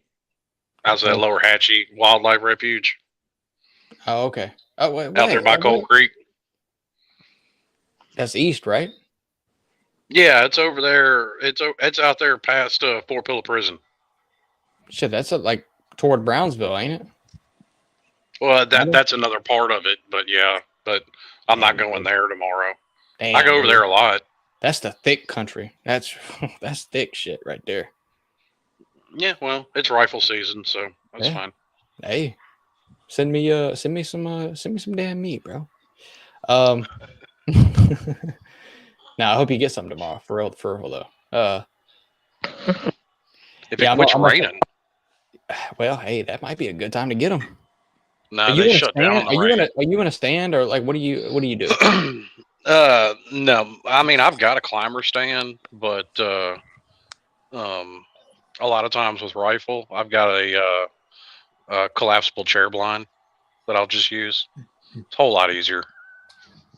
Yeah, because you can kind of just move it around and go set it up wherever you want to. Yeah, pretty much. Yeah, that's cool. Yeah. And it's real small. I mean, it's it's a foldable chair, literally with just a canopy that goes over my head, and I bring it down to my feet, so I can set up my little. Stop from getting rained on and just sit down. That's all it really is used for, and that's all you need. Yeah, I got that in a climber stand. That's all. I don't have anything permanent. Yeah, well, there ain't nothing wrong with that. That's how I roll. Let's go. But yeah, I hope you get something tomorrow, bro. For real. That's Hope I get trying. something tomorrow too. I'm trying to bring some fish home, so let's go. Yeah, shout out to all y'all. I appreciate y'all coming in. It's been a great conversation, great show, just in general. And so yeah, this is a great show. yeah. I feel bad for my boy Falcon because my boy Falcon has great points, and then everybody just goes crazy, and he can't even talk. Yeah, I was gonna Can't even say. get nothing out. I was gonna say while Slim and TV were bitching to each other that as long as Todd Monken is here, I think Georgia will find a way to have a really efficient offense, regardless of who's at quarterback. I Yeah. agree. I agree. As long as I agree too. as long as Munkin's here. Yeah. With him Yeah, gone, I'm a little worried, but when you have Brock Eric Bowers, surely you'll find a way to use offense. Eric Russell was at UGA as a defensive coordinator for 18 years in the Vince Scully era. So hopefully we get that with Munkin. Yeah, ECG, you good, my boy. I Don't wouldn't worry about mind. it. I wouldn't mind Handle your Monken business, sticking bro. around until he retires. Yeah. Yeah. Yeah. All right. I'll see you guys later. I'm gonna go to sleep. Like I said, I gotta wake up early in the morning, so I'm gonna see you guys later. Thank y'all for coming in, though. Each and every week, like you do, or even if you don't, I still appreciate it. So, all right, see ya. Go Dogs. Falcon. Yeah, see ya. Thanks, Jacob. Slim, deuces. Appreciate all my people here. Thanks for tuning in. Hit the like on your way out, just in case you happen to care, or if you just want to help. That's all. Where's my face at? There's my face. Yeah. Appreciate everybody tuning in. Catch me in TB Wednesday night for the SEC show. Kind of college football, but SEC show. Wednesday night. Usually Wednesday evening. And as always, thanks for tuning in to the facts. ECG. Hit the like. Thanks for tuning in to Saturday night. Like I said, we do this every Saturday night. Appreciate y'all tuning in. You can tell I'm getting tired, bro. All right. Appreciate y'all. We'll see you next Saturday and Wednesday. And if I might actually pop up and do a stream depending on how I feel at some point in the week. And you can also go to ECG, East Coast Gridiron, and you can watch me on there too. I'm on there a few times, but NFL college football, you can find it there. That's another option for you. But yeah, shout out to everybody. Good night. Thank you for tuning in. Deuce.